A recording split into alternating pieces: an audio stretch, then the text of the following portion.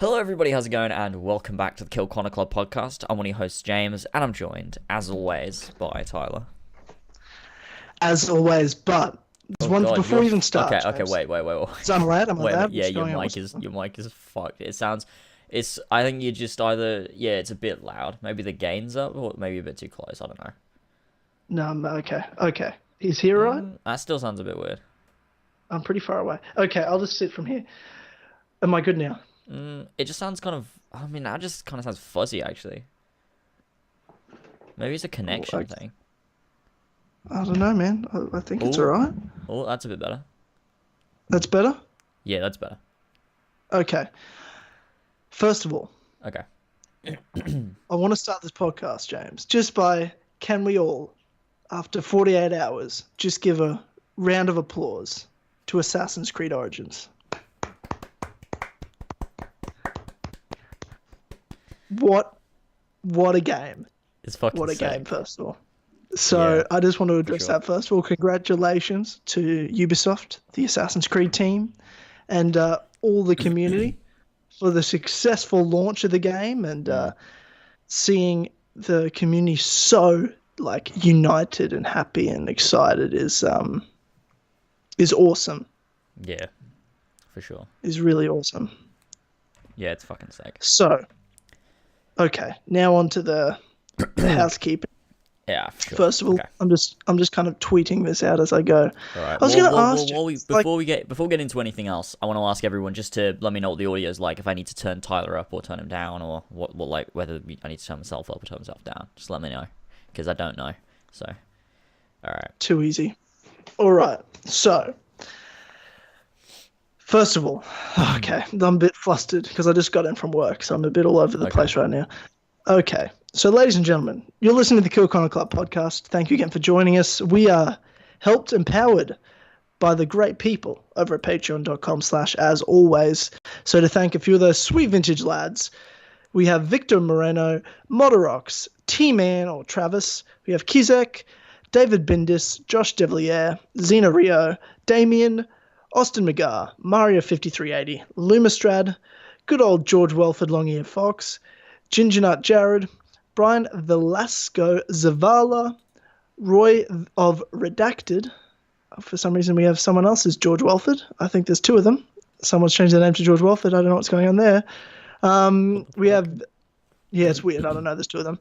We have Joshua Maurer, Gene, Marcus Blackburn, The Humble Worm, Nimbus, Seth, Tom Cunningham, Oscar, RAVJAI, Zach Neely, Son of a Bitch Ogeaidogo, Tyler Tranter, Brendan or BQ Overlord, and Pink Flame 313. Thank you, Sweet Vintage Lads, for supporting us and making this past month of October the most successful in As Always history. Okay, James. Sick. I was going to ask you, James, because I was thinking about this today. To have some sort of you remember the first podcast we ever did, the Unity live stream? Mm-hmm. You were playing Assassin's Creed 2 in the background, just running around. I thought maybe just for this one, maybe we could have Origins in the background or something. I don't know if that could work, but I was maybe just spoiler free shit. I also did think that at the other day. I was like, oh, that'd be that one thing we did that one time at the start of the podcast. The original time, the original time. You mean? Yeah. I mean, because I was thinking, because I really want to play, because I was but I don't want to do anything. I was just gonna hunt some animals or something and just try to craft and make the most of 3 hours and talk about how awesome this game is. True. I don't know. I mean, I think we're both just addicted and really want to play. I think that's what we're thinking. It is just very good. And I mean, I didn't play it yesterday because I was busy, and I mean I went to go see Thor, and that was a good time. But I'm excited to play it again, and I'm going to play some more today. I'm going to record some more and get a bit further through the story because I mean I'm interested to see where it goes. Oh, it's fucking getting good, and I'm only halfway through. Maybe not even. I don't know. Honestly, that's the thing. I have no idea how far I am through the game. Yeah, I don't know either. It's level 21. I'm 15. But I don't currently. Okay. And I have really no idea how far I'm through the game. I haven't even got half the map. unlock, because I don't go to any areas that I'm not leveled at that level. I kind of just literally want to take it region by region, slowly but surely, rather than try to like get everything at once. But I only played on Friday. Like this is how I got it. I've told you this pretty much. Like Ubisoft Australia sent me a physical copy, but they were having trouble with digital codes, because they usually send me digital codes. Yep. And they said, we'll have to probably send you a physical copy. I'm like, okay, that's cool. I mean, sure. I like digital copies. I wasn't sure when they were going to get it to me, because it sounded like it was a last-minute thing when they shipped it. So I was like, I kind of want to be playing it at midnight. So I just bought it. I got it downloaded, purchase, and waited. So at midnight, I slept from saw Thor on Thursday night, and then got straight home at 7, went straight to bed, slept for 5 hours, woke up at 11:50, and then started playing for for 3 hours, and played the first section where you're in Siwa. So just the opening 3 hours, and just did everything there. And then I think it was that afternoon, where by the time the Ubisoft copy arrived, which turned out to be the fucking Gods edition, which I didn't expect. I just thought it was going to be the game, but then I opened the door, the delivery guy said there's a massive box. I'm like, oh shit, I'm fucking all out. But cool. I've been waiting for some orders as well, so I wasn't sure what it was, but then it said Dynamite on the to deliver to. I'm like, I think I know what it is. That's funny. But I gave that copy, I kept everything except the physical game, because I gave that to my cousin. Okay. It was his birthday, so I'm like, fucking sweet, easy. That's cool. I'll give him Origins. But I didn't play Saturday because I worked. I played 2 hours this morning, and then went to work. So I reckon I've played 16 hours. Okay. What do you reckon you've played at this point? I mean, I've done 6 Let's Play episodes, which is about 3 hours, plus live streams. I reckon I haven't played as much. I think I've probably played maybe 10 hours, maybe 11 hours. Yeah. Like that. Yeah, so. That makes sense. Yeah, that's... Oh, shit. So, pretty much the first thing I want to say to people that are in the chat, because we're live right now, for sure like the stream as well, but it would be great if everyone could make sure they don't put any spoilers in the chat, because we're trying to keep this completely spoiler free for the people that haven't played the game, so or at least aren't that far ahead. I know neither James or I, as we just said, neither of us have finished the game, so we don't want anything spoiled for us. We don't want anything messed up for us, so let's just be kind to one another. But next episode 60, the 4 pillars will be on, and it'll be full spoilers, complete spoilers. So pretty much from this moment on, you have 2 weeks, ladies and gentlemen, to finish the main story of Origins. So we can speculate, talk about it, review it, come up with theories. That's going to be a ton. So this will be the spoiler-free review. So, James. Yes. Why don't you tell me? You've played, as you said, maybe 10 hours. All right. After all the build-up, this is 2 years we've been waiting for this. Yeah, it fucking is. How is it? Give us your thoughts. What do you think of Assassin's Creed Origins? I mean, I think as hyped as I was, I don't think I necessarily had sort of I never had low expectations. I always was confident in the game. But I think that, without talking, obviously, story details, I think Bayek as a character maybe exceeded what I thought he was going to be. Because I think that Bayek, I never thought he was going to be a bad character. But I didn't think he was going to stand out to me as much as he has done so far in the story. I think he's really good, and I think he just keeps getting better and better and better. And something that I've said that is something that I don't normally praise games for, because it's something that's just sort of, I don't know, it's not necessarily standout, is I think the acting, especially with Bayek, I think that it's performed incredibly well. There's so many scenes where I'm like, that is just super well done. And I don't think there's games where I'm it's just something that, it's not to say that all games have bad acting. All games have good acting. I just think that the acting for Bayek is somewhat above acting for a lot of characters in video games. I don't know whether you would agree on that. I felt the same thing. There's an intensity to Bayek in some scenes. I'm like, holy shit. Like, this is more than just a video game, right? Like, this is a real acting performance. This is what I've loved about, I think, current video games, the future video games with the whole motion capture thing. That's been the best part of it, has been performances like this is a great example, or something from like an Uncharted or The Last of Us or something, like those sorts of performances. Don't get me wrong, I actually thought Unity was really well acted, but not nearly as well as this, but I thought that was actually quite a standout by like them.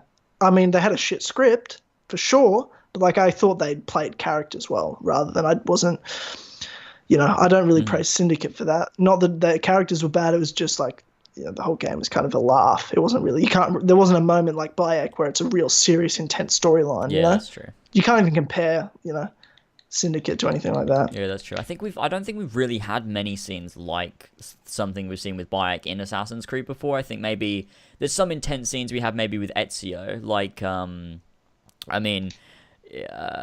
maybe in Revelations, Yusuf's death, that sort of scene was pretty intense when Ezio's like addressing the assassins of Constantinople, and he's like he's pretty pissed about it. But I mean, I think the sort of pissed about he's a bit mad, he's a bit angry, he's a little upset. It's upset his day a little bit, but I think that scene's pretty fucking intense. But then again, it's nothing like sort of what we've got with Origins, because Origins is, I mean, they're technologically above what they could do with Revelation, so there's more. Of course, to be fair, Revelations, that wasn't motion captured, like that was just a voice performance. That wasn't an acting performance. Yeah. It's interesting who they got to play Bayek, right? This guy is like relatively unknown, to say the least, right? So it's quite interesting, I think, just to see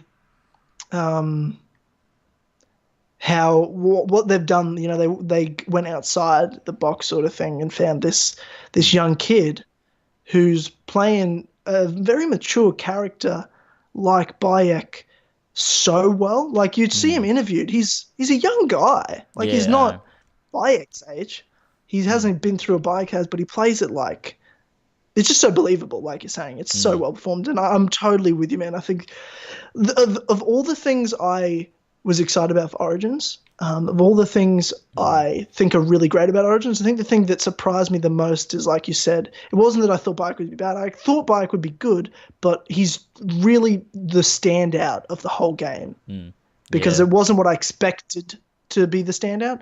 I think the gameplay is amazing, but I did expect it to be amazing from what I'd seen. Yeah. Rather than like Bayek, I'm like, oh, well, there's been some good characters, been some bad characters. I don't know yet. We'll see. But then I see it, I'm like, holy fuck. Yeah. This guy's awesome. That's the thing. It seems like at the point that I'm at, there's nothing that I'm really like. I mean, I can't think of like many sort of standout things that are super negative. It's sort of like everything is pretty nailed, I think, so far, in terms of like narrative's interesting and compelling. The characters are all really good, obviously, especially Bayek. The gameplay. From what I've seen of great. I like her as well. Yeah, I really like her too, and I mean, I think adding to the characters and stuff is, I read Desert Oath before I played the game, which is the prequel novel written by Oliver Bowden. I was going to ask, I was like, how is that? It's really good. I really enjoyed it, and I mean, there's a lot of Oliver Bowden novels that sort of retread the stories of the games sometimes, like with Forsaken. Although that's sort of its own story. It does retread a lot of Assassin's Creed 3. And then you've got things he's like... a great writer, though. That's why they get him back every single game. He's the writer for the novel. Yeah, he's great. But this one is like just an entirely new story, and I read through it, and when I was because obviously I hadn't played the game yet, I was really enjoying Bayek and Aya, and I was really enjoying all the characters and the storyline that was there, and sort of it really like when I started playing the game, it's like they did a really good job of keeping the writing the same, because Bayek feels, although he feels older and more mature. You feel like you know him? Yeah, I feel like he's the same guy, and I feel like Aya is too, but they've just sort of grown a bit, which is really, really nice. And there's also other characters that appear in the game that were in the book as well, like from Siwa. And it's just really great, and there's a lot of things in the book that sort of shape Bayek, and it makes way more, like when you play the game and stuff, like sort of the way he is and the way he acts and sort of his sort of priorities make way more sense, because you know what he's been through in the past to sort of shape him into what he is now, which is really cool. So I really recommend reading that book to anyone that likes Bayek and is enjoying Origins. So because it's a really good time. So that's great. Awesome. I mean, from what your review of Desert Oath was, I it seemed like something that stands out. What are your thoughts on the story so far, without any spoilers? Just like a general overview of how the story's going narratively. I think, I mean, like we talked about, I have no idea how far through I am. So, I mean, so far I'm interested. It's not a bad story. It's not. The thing is, it's okay. So the story's good. Like, I'm enjoying the story. I think it's really good. Yep. There's not been a point yet where it's been like, where the story's kind of made me go, oh, whoa, that's sick. Yeah, it comes. But like I said, I am not. I don't even think I'm that far through the game yet. Like, I really have not done that many main story missions. Like, maybe. I've spent a lot of time doing side quests to sort of level myself up, and like, I've probably done about 5 or 6 main missions. Like, really haven't done that many, because it's like there's only like 1 or 2 in Siwa, and then you go straight off to where you go next, and then so I really haven't done that many, so I'm not that far through the game yet. And so that's the thing, when I'm saying like I haven't had any standout moments that are like, whoa, like it made me sort of like feel like that. When you used to play Assassin's Creed games, you get a moment and you're like, oh, this story's sick. It's like I don't even expect to have had that yet because I'm so early on. So it's not like it's a negative thing. It's just I can't comment on it yet. So it's, what do you think about the story? Because you're obviously further than me, so. There's a point I thought that it definitely turned. Like, I think the standout for me, the story was just the characters, not necessarily narratively what's going on. It felt to me like a normal Assassin's Creed game. You're a guy and you've got targets and you've got to hunt down a large group of targets one by one. It's most Assassin's Creed games. It works, but I was hoping for something to kind of. But the thing that makes any of these games stand out, right, is like certain missions that happen. And certain events and how characters then interact, both villains and the protagonists. So it hadn't happened early on. I think the thing was with the start, I'd seen some of the start of the game already. I'd had some spoilers sent to me. Let's be real. In the position that you are in the position that I am in, it's hard for us to avoid spoilers. Yeah, definitely. More than it is for a normal person. You know what I mean? Because people are literally sending them to us directly. I had people putting spoilers in the comments, and my job is to read them because I have to and delete them so other people don't get it spoiled. We're kind of the sacrificial lambs between the community and spoilers. I've blacklisted like a shit ton of words on my channel so that hopefully it'll minimize the spoilers. So I banned people from the channel from commenting on the channel if they left a spoiler, because I was like, I'm not dealing with it. You know what I mean? Like, it's not fair to other people. Yeah, same.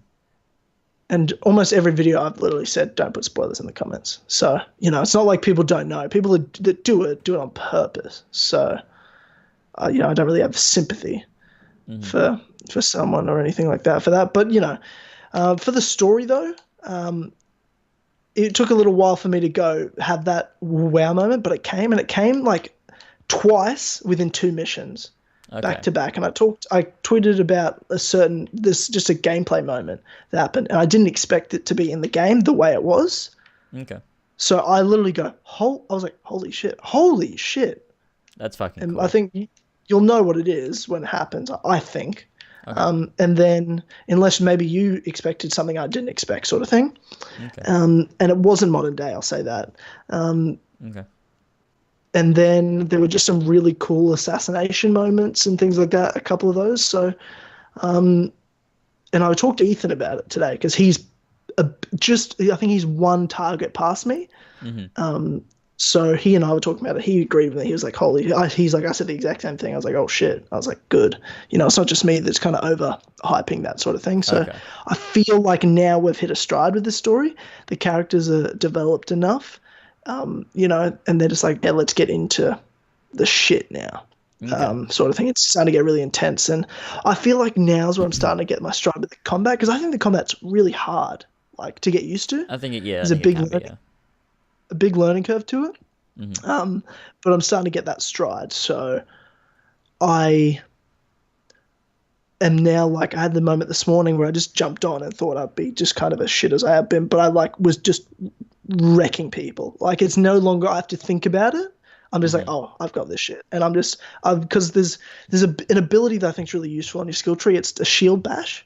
And I was able to kill one of the fucking phylaxes or whatever, however you pronounce them. Oh, yeah. One of them free roaming around, because I think the lowest level one's level 20.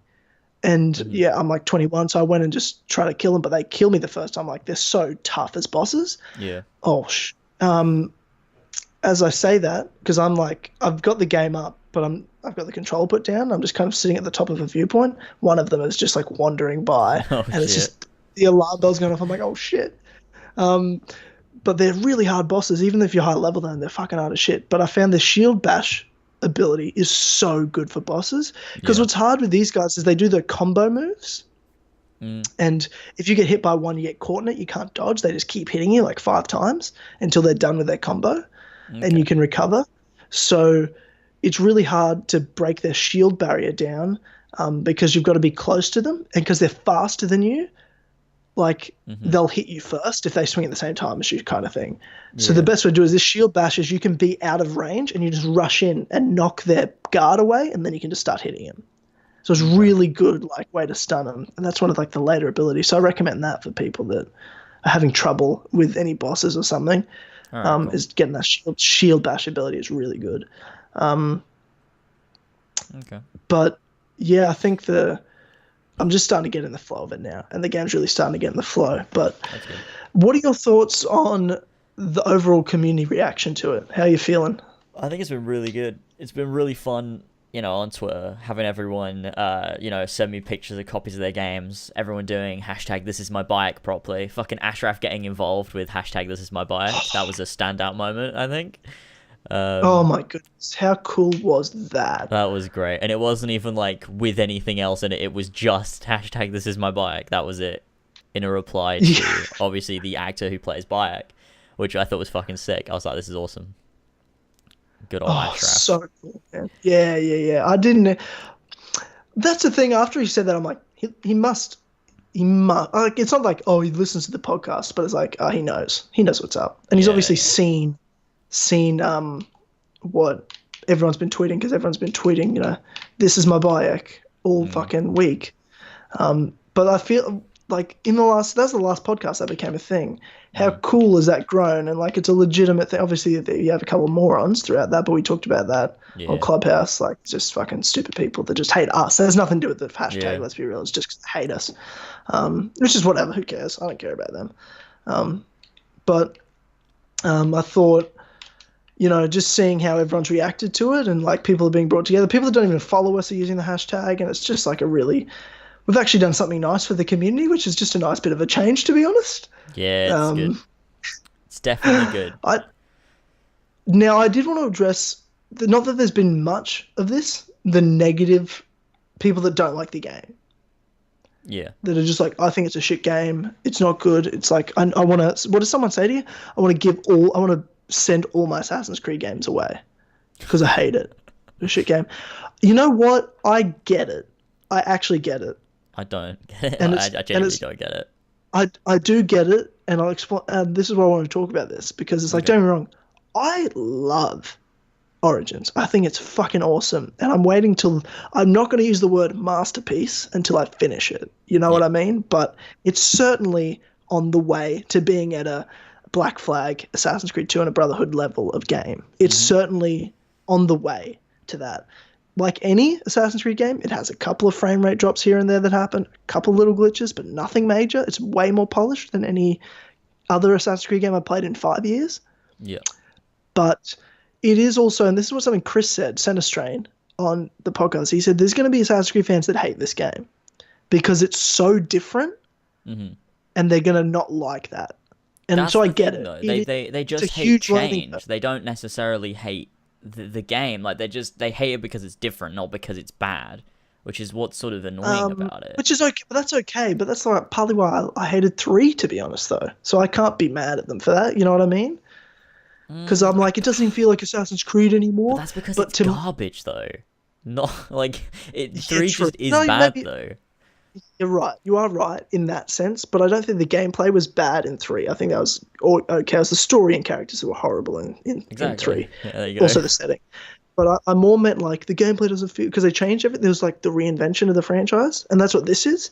But to me, my thing was it's a perfect time to redefine the franchise with this game, because there is no identity of Assassin's Creed anymore, rather than 3. So obviously there's things that don't match up in terms of parallels, but I'm just saying, like, if someone really liked Syndicate and Unity and Rogue and everything for some reason, which there are people that love all those games and never played the Ezio trilogy, them playing Origins is like, what even is this game? I don't like RPGs. I want to play action adventure, blah, blah, blah. I get it. I mean, it's not a bad game. You're wrong. It's a fantastic game. But, like, it's fine that you don't like it. I get that people don't like this game. Sure. I mean, I get that, because I remember even back in Brotherhood, there was a few controls, I think, that might have changed in Brotherhood. And I was so in love with Assassin's Creed. I was playing the first one that I just loved, the second one that I was so into, and I was like super hyped for Brotherhood. And I don't know, I had this thing where, like, everything just felt sort of sacred to me, and I didn't want them to change anything, because it was like, this is Assassin's Creed. Like, when I play the game, I want it to just feel like I'm playing Assassin's Creed. So, like, when they changed tiny little things in Brotherhood, I was really annoyed at it. Oh, that's why you have an issue with Brotherhood, you fuck. That's why you can't admit it's the best Assassin's Creed game. That's why you can't. Assassin's Creed game, slut. And then we got Revelations, when they changed Eagle Vision to be left stick. That really annoyed me, because I just because I don't know, it was like Assassin's Creed's Assassin's Creed. Why are you changing things that I like? Why are you changing things I like? But it was like, don't do it. I don't like it. Stop it. I don't like it. And like, so I think I get people, like, I get it, but I also don't get it, because Unity and Syndicate and Rogue were fucking shit. I get it, but I also don't get it. I get it in that way that I sort of experienced it back in the day, but like, I think I was justified somewhat. I think I was also being stupid and irrational, but I mean, it's the same here. Yeah, we both had that. But it was like in a way that I was like, well, the past has been really good, so please don't change it because it's really good. Yes. Whereas now it's like, everything's been shit. Please change it, because I don't want another piece of shit.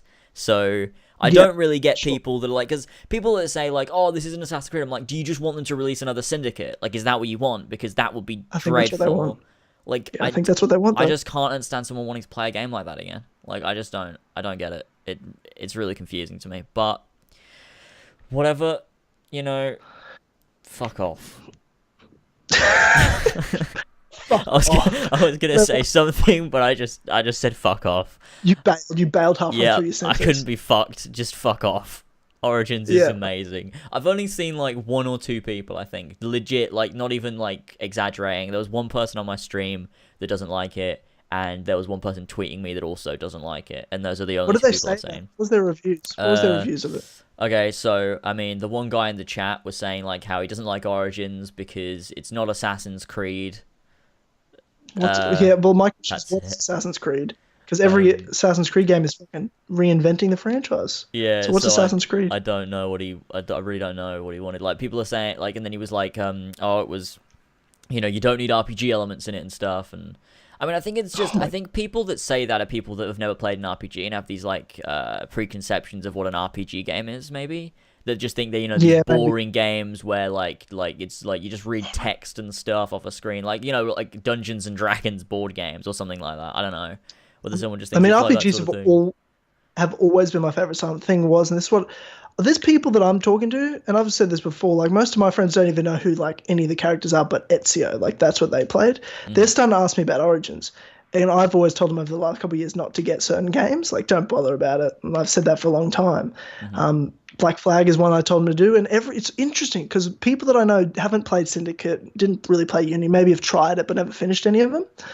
I'm telling people about it because they know, you know, I do YouTube and like I'm big into it, and I tell them like Origins is made by is really good, and they're like, really? And I said it's made by the Black Flag team, and they all go, oh, okay. And I'm like, oh shit, you know that? And they're like, yeah, of course, Black Flag was fucking awesome. I'm like, oh sweet, I'm glad you know that. You know what I mean? Like, people know that Black Flag was like a highlight game sort of thing, you know. And also I'm telling people, I keep comparing, I keep telling people, I'm like, if you like Horizon Zero Dawn, if you like The Witcher, that's what they're trying to do, and I think it's working in its own Assassin's Creed way. And everyone I've talked to about that goes, oh, fuck yeah, okay, sweet, I'm going to get it now. You know?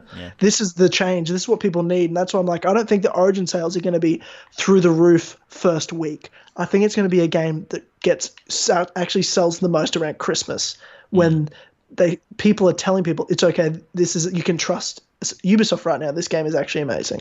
Yeah, I think I think the sales will, like you said, not be amazing just like right around release, but I think it's going to have a lot of longevity. Like with the good reviews coming out, with people making content, it's gonna, like, over the course of, like, you know, the rest of this Christmas year and next sales are gonna be through the roof, I reckon. They're gonna have so many more sales. Because like with things like Syndicate, probably sold a bunch of copies the day it came out. Like, it was actually a shit sales, but they probably sold a bunch then. And then I can't see anyone, like, you know, the game obviously didn't keep selling, like, consistently, because it's boring and no one fucking cares. So, but with this game, it's something new. It's something that people are going to want to play. So when they see those reviews from, like, people like IGN, maybe not IGN, because, you know, they it's IGN, sure. It's all good. Yeah, we like know. I mean, have you seen the GameSpot review? They gave it a 7 out of 10, but they gave a Syndicate a 9 out of 10. Yeah, so your point's kind of invalid at that point. Yeah, like, that makes no sense. That makes no sense. That's but, right. You know, cannot be my friend. When you see the reviews and stuff, people are going to be like, okay, well, maybe I'll pick it up then and have a good time with it. Yeah, sure. Yeah. Well, I mean, did you watch the review or read it or something? Like, what did they say? Which review? GameSpot?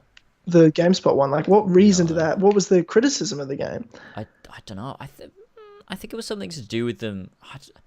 Was it? I mean, this might be entirely wrong. I might have got this wrong, but I think it might have been something to do with the change, the way that it wasn't what Assassin's Creed has been. It's weird that they're like, all of a sudden, like, it's inconsistent to the franchise. I think that might have been what it was.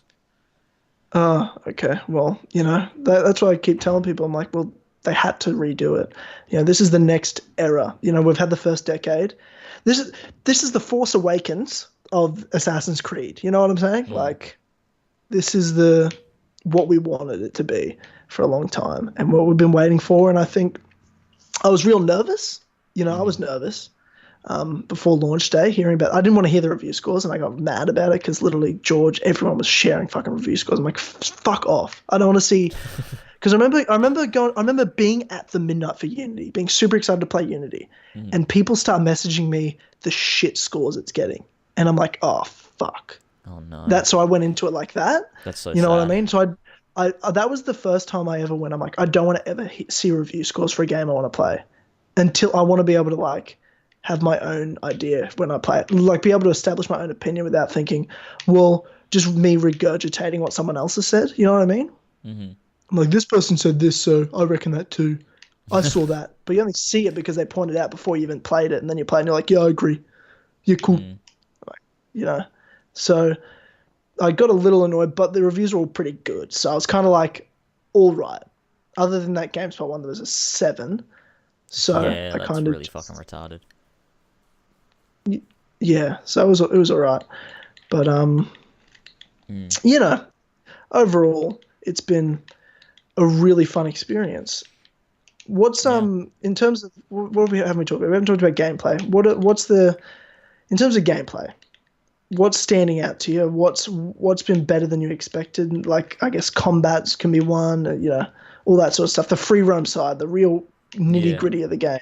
I think this is something that Ash talked about, is that the game has a really good sense of discovery in it, which is sort of a reward for your exploration. Whereas in Black Flag, it had a really good exploration, but there was no discovery. It was sort of everything was already there. You were just going to explore it. Whereas in Origins, the more you explore, the more you discover. Like, you might be, like, going on a boat across, like, you know, a section of, like, a body of water, and you get out, you jump down to maybe get some loot or something, and you come across, like, a tomb down under the water, and you're like, oh shit, let's go through here. And then you go through the tomb and you find some loot in there, and it's just a really good time. Or, you know, you could be climbing some shit and you find, like, an old temple or something, and it's just, there's loads of cool shit. And, like, there's also, like, obviously when you're in the desert and you get the mirage and shit, as obviously the leaker said back in the day, and you get like the fucking crazy hallucinations that are really, really interesting. There seems to be a ton of variation as well, because like I've seen loads of different ones. I've only seen one. I think it was like a massive meteor shower in the middle of the day, like happened. But I've been waiting because I've just been I need to go out there again because I needed the achievement for raining bugs. Oh yeah, I've had that one. But I think I'm actually gonna, because I'm gonna be honest. I've been doing side activities and stuff to level up, but I haven't really been doing much exploring. I feel like I'm rushing a bit. Like I really am trying to just level up so I can play the story, because I'm into it, but I also kind of just want to push through to get videos out and do shit. You know what I mean? I don't know how to explain it. Just sometimes I just feel like I'm rushing through, because there is I do agree with that sense of exploration, but at the same time, in some ways, I've kind of been not giving myself maybe enough time to really see some cool stuff.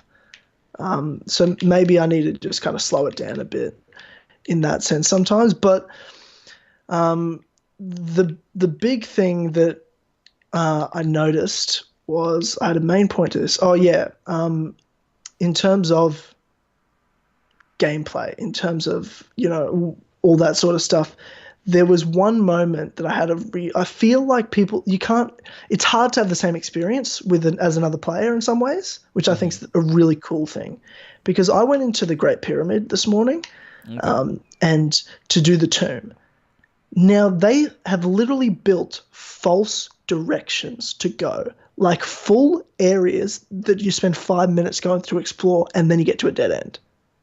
And you have to fully retrace your steps, take the next turn. That's cool. I went 4 completely wrong directions for 15 minutes. Jesus. And they take you deep. They take you deep into the pyramid. And then I'm like, oh shit, that was wrong. And then I figured out the right thing. And then I finally did. I'm like, the 4th attempt. And I'm like, that's fucking awesome. That is. You know what I mean? Someone might have figured it out first time, sure. But like for me, I didn't. I screwed it up. So I thought that was cool that I screwed it up. You know what I mean? Like everyone's going to have that sort of different experience depending on which way they try or what direction they do or something like that. There is that. But overall in the gameplay, do you notice a big learning curve, like a steep learning curve to figure out how to play? I think initially, yeah. I think there was a bit of, I think now I'm into the game, I sort of get how the game works. But I think there was, for that first hour or so, figuring everything out, figuring out exactly how the game works and the best way that you should play. I think a lot of that was with the combat, was with sort of figuring out timings and like what enemies are going to do, and like also with like the detection system as well, was sort of like how does that work differently in Origins. But I mean, other than that, I think I'm well into it now, and I sort of get how the game works. It definitely took me. The combat was the main learning curve. I'll tell you what I tried out. I tried out the legacy controls, like changing the controls. They're not even legacy controls, though. They're not really, are they? They're not really. They kind of are. I see what they're trying to do, but it's kind of not really. Yeah. But I tried it out for about 15 minutes, and I could tell, I'm like, I'm not supposed to play this game like this. Yeah. Because it doesn't actually make me feel like I'm playing Assassin's Creed like I thought it would. I feel like I'm playing the game wrong. Yeah. So I changed back, and I actually felt a lot better playing the controls you're meant to play. Mm-hmm. Because there's no because at the end of the day, the running's the running. You just click the analog stick, because I thought, it's not like changing the parkour to right trigger really makes a difference, because you only press parkour when you're like about to get on a building anyway. So it doesn't really make me feel any better. So it was just kind of whatever. Yeah, that's true. In that sense. But there was definitely a learning curve with combat and just figuring out the buttons. I really had to think about it for a long time before I realized it. I felt like the stealth was real intuitive, real easy to figure out, really easy to use, quite familiar enough. Yeah, true. It was more like the clicking the wrong buttons to like hit Xeno, but I'd call my horse instead. I'm like, oh shit, it's the other D-pad one. Or I'd keep forgetting how to pull up my shield, or like which button was the hit button, and I found myself holding the trigger to run a bit as well. Yeah. That's the one thing that I keep fucking up still, is like every time I go to run, I'll hold right trigger, and then I'm like, oh no, I just killed someone. So that's I just killed someone. That's a bit of a pain, but it'll be alright eventually. it'll be alright eventually. I'm looking at the map now just to remind myself of some things. What do you think of like cities like Alexandria and like the map itself, how it's all set up? I think it's really nice. Is it feel Assassin's Creed or does it just kind of feel RPG? I think it's a bit of both.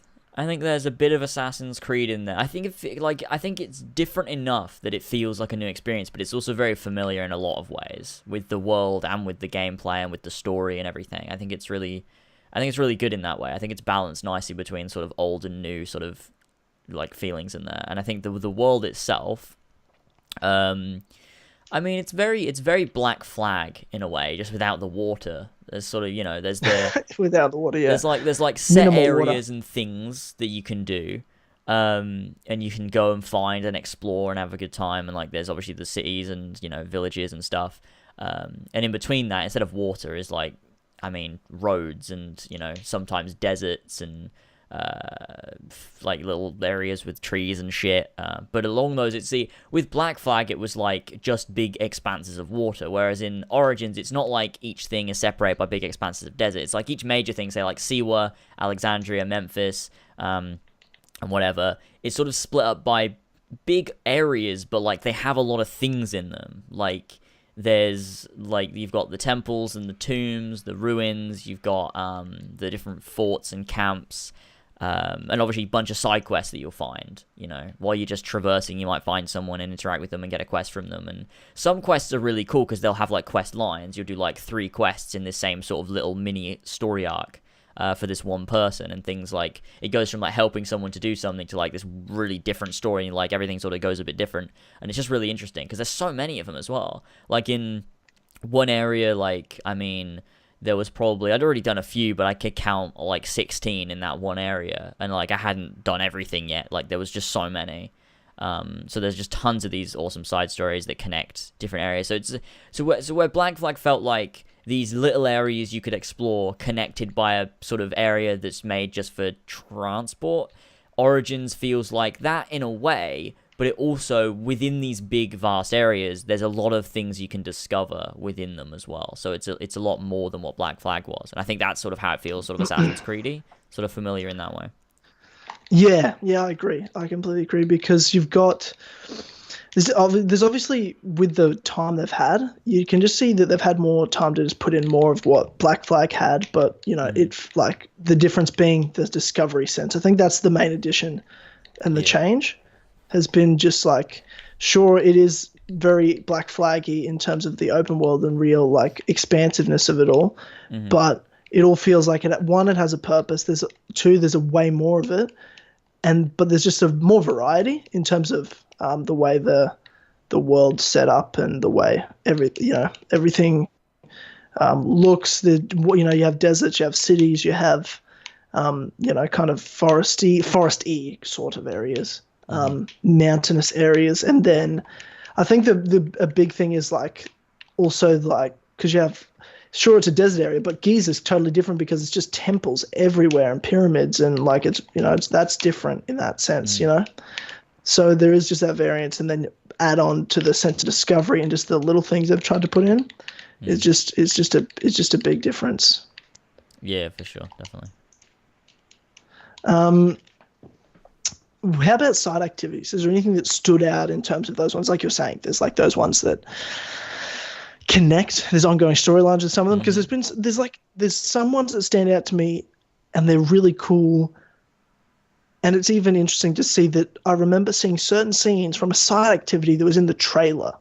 They made it like, they took a scene and put it in like one of the story trailers and it looked like a really intense scene, but it's just one of the side activity scenes. I was like, that's fucking sick. I don't know why that's cool, but like,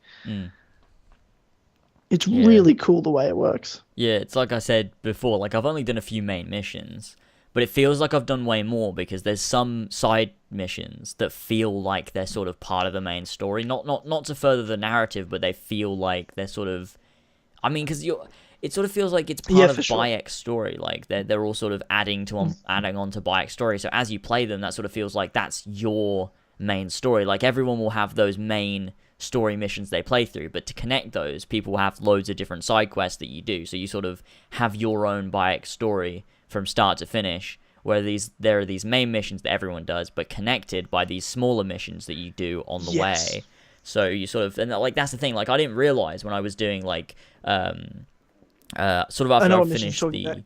You're like a temple. Yeah. On the way to I know exactly right at the sort of beginning section. Like I did a whole thing, and then I was like, oh, that was a side quest. Like I completely didn't even realize. That was all because really it's encouraging you. It kind of suggests things to you because you meet a character on the way to doing something, but they also have a full side story quest line, and you realize you get dragged into it, and you kind of.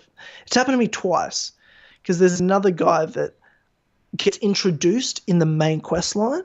Or they mention him in the main quest line. They're like, you should talk to him. I went and talked to him thinking it was a main quest, and then it turns out he's just a full side story quest. Nothing to do with the main story at all. I was like, that's fucking sweet. It's happened twice to me now. Which is just like that sort of extra interesting. But also there's also sections where they add side activities to areas you go to. Like I don't want to spoil anything, but it's just like there's a target. And you could just go and do the target missions, but there's also these side missions in that area that are to do with that character. It happens more than once. There's different areas, like, and all those kind of fit into what that target has done to that region. That's cool. But like if you play it before you get the target, it actually makes you feel like you're working your way to him rather than just that's cool. being something to find extra later on or something. You know, so I guess that's the main difference I see. That's cool. That's very sort of, sort of AC2 in a sense, with the sort of doing things to help the people as a result of like something the target has caused, and then you sort of take out the target. Feels very that first, what is it, Emilio Barbarigo in Assassin's Creed 2 when you first get to Venice. You have like, that's one of the longest sequences I think in 2, when you spend loads of time doing loads of side quests, sort of preparing. But then also side quest part of the main quest. But that's also to take out Emilio. One of my least favorite sequences to replay, just because it's so fucking long. Yeah, true. And I'm like, I know what happens. Fucking long. It's a lot of collecting shit and killing archers and then collecting more shit. And steal this outfit, and then I'm like, I know every mission back to front. Can we not? Oh god, don't even start. It's sort of our fault for replaying the game. Still, we're going back through it again. About 18 times. Yeah, it is our fault for playing it 18 times. Too many times. It is too many, isn't it, when you really think about it, right? Yeah, that is too many times to play a game, especially when it hasn't even been out. Like, how long's it been out? Like 8 years. Yeah, well, I mean, times. Especially when like the first 13 of them were in the first like 2 years. Yeah, that's true. That's when it's because I would just finish it and then I'd replay it. Oh god, like, that was what I would do. I loved it so much. I mean, I'd replay them. Oh god, I played Assassin's Creed 2 so many times when I was waiting for Brotherhood. So many fucking times. I was so excited for Brotherhood. Yeah. Oh god. I don't know how I did it. I genuinely don't know how I did it. Like, I could play it now again. That'd be a good time. But I not like lots of times consecutively. No, I can do it once a year. That's my goal for my treat for myself every year. Is I think I should play the Ezio trilogy once a year. That's my gaming tradition. It's my favorite 3 games of all time. Yeah, you know, at least in terms of playability and replay value. I just think they're phenomenal games. Yeah. What do you think of the outfits? That's something I'm not majorly impressed on. Like, none of them are bad, but like I'm not that fussed on the ones I find.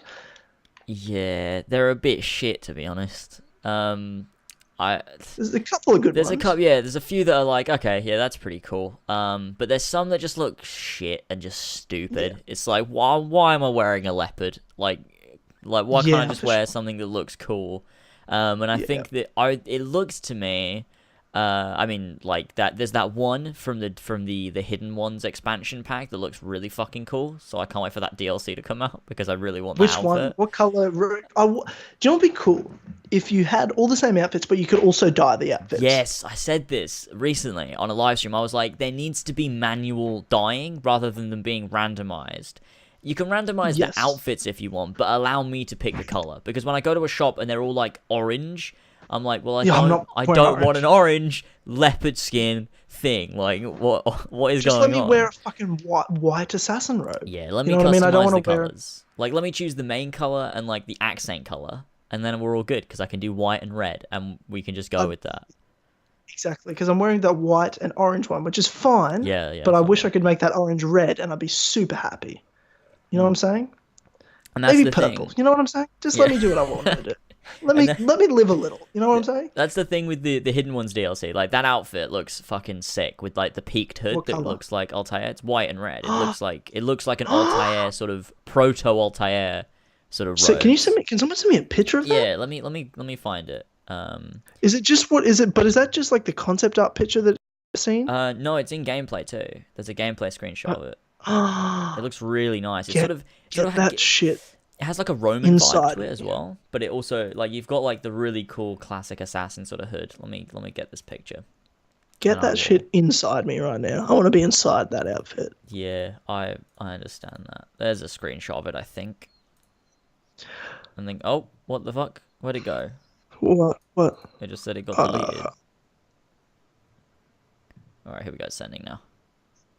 Okay. So, okay, here we go. I want to have a look. Do you want to put it up on the screen so people can see what we're talking about? Indeed. I'm so excited right now. I can kind of see it's downloading now. I'm like, this actually, please be good. Why is it DLC? Fuck off. Do we not have any release dates for these DLCs? I assume it's like January. Yeah. That's usually when they do that sort of stuff, right? January is the Hidden Ones, I think. Then March is the other one. Or is it the other way around? The Gods one? Yeah, I'm kind of curious about that. Oh, God, I hope it's not the other way around. Because that Gods one, I don't give a fuck about. It's some fantasy DLC. I'll play it, but I don't care. I'll play it for achievements and solely for achievements. I think it could be a good time. Oh, shit. Fuck, that looks fucking awesome. Yeah, it does now. That's on stream now. Okay, everyone should be able to see it. That's fucking amazing. Oh, that's so good. Yeah, it looks really nice. That's perfect. The hood's... Oh, God. Yeah, that's fucking... That's going to look so fucking sick. The first ever assassin robes. Oh, that looks nice. Oh, my God. That's so sick. I really can't wait for that. Yeah. Can I just say how... I know we were talking about this before, but I was worried, and... I said to you, I was worried about them defining certain things, like the first assassin, like what does that mean? Blah, blah, blah, blah. Will that be good putting a definition to things we know and things that are really important to us? Yeah. And but I just want to say thank God they've done such a good job with Bayek, because honestly, it's in the same way it's like Rogue One. You know, when you watch Rogue One and you're like, that makes A New Hope better as a movie. I feel like knowing who the first assassin is and that he's fucking awesome, whenever you think about the assassin, or if you play the Ecto trilogy, you play AC1, you're like, it all started with Bayek. Like, what a sweet lad. Yeah, you know what I'm saying? He's fucking great. He's great. Granted, there's a couple moments and things they've done throughout the story that I'll talk about next podcast that I rolled my eyes at. And I'm like, oh, that's how that happened. Okay, I think I know what you're talking about. Do you know what I'm talking about? I'd roll my eyes and I was like, okay, sure. There was a moment in my Let's Play that I think it was hilarious when it happened. Are we talking about, I mean, can we say sort of when it happens? Yes. Yeah, okay, yeah, sure. Yeah, in my Let's Play, I laughed out loud. Like, I was hysterical for a good 30 seconds. I thought it was ridiculous. But at the same time, afterwards, I was like, well, I mean, I guess what happens is I don't want to spoil anything, but I guess the thing that happens is just a thing that happens. It becomes relevant later down the line because of what happened. It's not like it is relevant to begin with. I think that's why I'm sort of like, okay. But I feel like it's sure.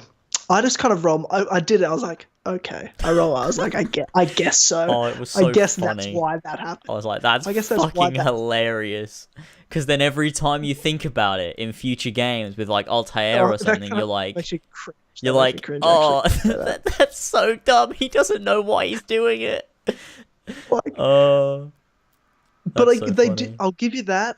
They played it off because the bike says something afterwards, and I was like, okay, I can see how you've drawn those two things together, and that's why it became important. Because I really want to say it, but like I don't want to spoil anything. Obviously. Yeah, we don't want to spoil. Because I want I want everyone to be able to listen. So we can talk about that. Well, I'm sure we'll bring all this stuff up because the next episode when we're talking about the full spoilers, I want to spend time going through. Okay, what did they establish about the assassins in this game as like the origins of the order, and how do we think of the way they've defined it? Compared to how we thought about it throughout the franchise. And this is one major one. This is the most major one that's happened so far, in the storyline early on. Yeah. It's funny because it being Origins of the first assassin, like, at least the story I'm at, it's not really a spoiler saying, like, nothing's happened. Like, you know what I mean? Like, he's not an assassin. He's still just, Bayek the Magi. So I'm interested. I'm like, when does this happen? When does he decide, okay, this is going to be a brotherhood now, I guess? Or like, is it spontaneous? I thought it would be a more gradual thing, but it's kind of... I think it'll be as a result of something that happens later down the line in the story. Sure. Because, because obviously, because like, me saying this isn't a spoiler because I don't know, because obviously I haven't gotten there yet, but I think it's still... Yeah, that's exactly right. I think it's still the same thing that I thought it always would be, is there's going to be some sort of feud regarding Cleopatra and Caesar at some point that Bayek's going to disagree with, and he's going to be like, well, no, I'm not a Magi, we need to start the Brotherhood. I talked to Ethan about that today as well. We're talking about it and we both said, well, I'm like, I really don't think we're going to be mates with them by the end of this game. Nothing's happened that suggests this. We've all been talking about this for a long time. We have that suspicion. Yeah. That it just doesn't make sense because we know they're Templars. Yeah, you know what I mean? Yeah, exactly. So. Even though they can't. Do you know what's also interesting? It's like about this game, it's kind of a retcon. It's that with Bayek being the first, assassin that establishes the order, it's that it's like that's not really when it happened. It didn't happen at 49 BC. You know what I mean? It happened a long time before, really. Like, that's what we've all been informed of. You know what I mean? Like, when Ezio talks about it, he's like, it began thousands of years ago, but here it was reborn. Like, terrible Ezio voice. I apologize for that. Do that more often. Yeah. Just shut up. Have that as like your outro for videos. Subscribe to Dynamite, like that. That was me trying to do it as like how you did it. Yeah, no, because you can actually do a decent like old man. It's not bad. It's all right. Yeah, it's all right. Yeah, I hate you. Well, you should do that more, Tyler. Thanks. Yeah, so you said about it being reborn. Yeah, Masyaf. You're a cunt. Yeah, Tyler, you should do that more. Is there any way, Tyler, you could do that more often? That was really good. It'll be once a year we get the Ezio impression by Tyler. I look forward to it in a year's time. Okay. What do you think of... can I ask you, have you seen the Isu outfit? Like, it's one of the outfits. Yeah, I have seen it. It's a side activity. It looks fucking sweet. I actually like how that looks. Yeah. I'll tell you why I like it, because I think I'm going to use that for Free Run for Justice. Ooh. I think that'd be a perfect Batman outfit. You know what I mean? Like real cool. High tech, like, you know what I mean? I know exactly. I've already know how I'm going to do the first whole episode. I know exactly how it's going to go now. And I've found a perfect way to do it. I'm like, this is going to be fucking perfect. It's going to be hilarious. That's so good. I'm happy about that. I'm very happy about that. You were saying something about Ezio talking about Masyaf and it being thousands of years. Yes, or whatever. sorry. Yeah. Yes, I was saying something. I apologize. I wanted to know. I was interested. Yeah, you were interested. Sorry. Yeah, so he was, that was in 11 or 1512. That, so thousands of years ago is, not 1,500 years before. Mm-hmm. You know what I'm saying? I suppose he doesn't know. So I suppose. He's just sort of guessing. He's like, it was a long time ago. I don't really know when it was, to be honest. I feel like the mentor of the order, the greatest assassin that ever lived, fucking knew something. Jesus Christ. I mean, did he? Maybe he didn't. Surely someone wrote something down in that fucking order of assassins. Shitheads. No, they didn't. They wrote it all down, but they kept it in one place, and they lost it. So like we don't know. They lost the key to where it was stored. But I just want to know the story of that assassin. That they're like, where'd you put it? He's like, oh shit, I don't know, I misplaced the book. And that's it. And that's He's like, oh, I put them all in this big room, but like I fucking locked it with these Masyaf keys, and now I've got to record my memories on them, and someone's gonna open them later on. It's fucking Altair's son. He calls them Masyaf keys too, for some reason. It doesn't make sense. He just calls them that. Oh, sorry guys, I lost the Masyaf keys. What? You lost the what? The Masyaf keys. Cool name for a key. Like what? What do you mean? Oh god, the fuck. Fucking stupid. I hope we learn that. I think we will learn why we don't know Bayek. At some point. I hope. I mean, that's what Ash said. He said that that's something they acknowledge. So hopefully we learn why. Because I mean, you would have thought not that it's ever relevant to bring up with Altair, but you would have thought he would have known. If they're, because he's super, way closer than Ezio. Still 1,000 years, but you know. Yeah, I mean, Altair and Ezio are pretty fucking close. Let's be real. Like, he died 200 years before. True. Ezio was born. They're a lot closer actually, aren't they? Than Altair is to Bayek for sure. Yeah. Bayek. Yeah, it's still 1,200 years. Also, I was thinking with regards to Cleopatra and Caesar, the way that we know they're Templars in lore. Maybe Bayek's feud with them that we're supposing will happen. We obviously don't know. Like I said, no spoilers because we haven't got there yet. Don't tell us if we're right or wrong. But maybe because Bayek has a feud with them, if he does, maybe that is then sort of like romanticized over the years. Oh God, don't ever say that word again. And maybe they're not actually Templars, but everyone just says, well, this was an assassin. He didn't like them. They're Templars. I don't know. That's actually really fucking dumb. But, I mean, I don't think the Templars show up in the game. Like, I just don't think there's anyone that's going to openly be like, yep, I'm Templar. You know, like Cleopatra with a stupid British accent. But I mean, there's also no Templars here. Yeah, true. I am a Templar. There's also no Templars in this period as well. You know what I mean? Like, the Order of the Ancients is supposed to be the proto-Templar, same way Bayek's a proto-assassin. Okay, another retcon.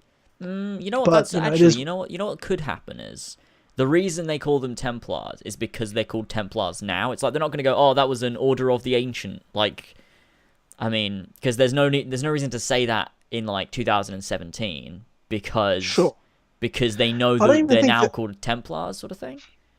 But I don't think they're part of Order of the Ancients at all. I don't think Cleopatra is. I don't think they are either. Caesar is. I think it's its own thing. You know. Yeah. That's interesting. I wonder how they're gonna sort that. Yeah, I don't know, man. I don't know. It's going to be interesting either way. How do you... See, I don't even speculate about story stuff, to be honest, because people know. Yeah, some people will be like, no, you're wrong. You're wrong. Yeah, exactly. I don't want to suggest things for people to be able to, like, address or something like that. Yeah, by the way, I just timed someone out. Even, suggesting that you could tell us what a spoiler is, I'm just going to time you out because it's not worth the risk. Yeah. So fuck off. Yeah, maybe just don't do that at all. But yeah. Yeah, that'd be ideal. That'd be helpful if you didn't. Yeah. I mean, what else is there we can really talk about? Because we can't go into spoilers, so... I mean, I think there's plenty we could talk about, just opinions of little things, like in terms of the gameplay and stuff. Because I just thought of a couple. Like just some of the side activities. Have you ever run into a Juno event, have you? No. I haven't. No. I feel like... That must be later on. Yeah, what I thought I feel like something has to happen in the modern day. Yeah, exactly. It's going to... Well, in the modern day, because, I've only been... Okay. I'll tell you what I don't care about so far. Modern day? Yeah, I'll tell you what I don't give a fuck about. I'm not super interested, but I also don't hate it. Which I think is a step up. Well, it means it's already better than...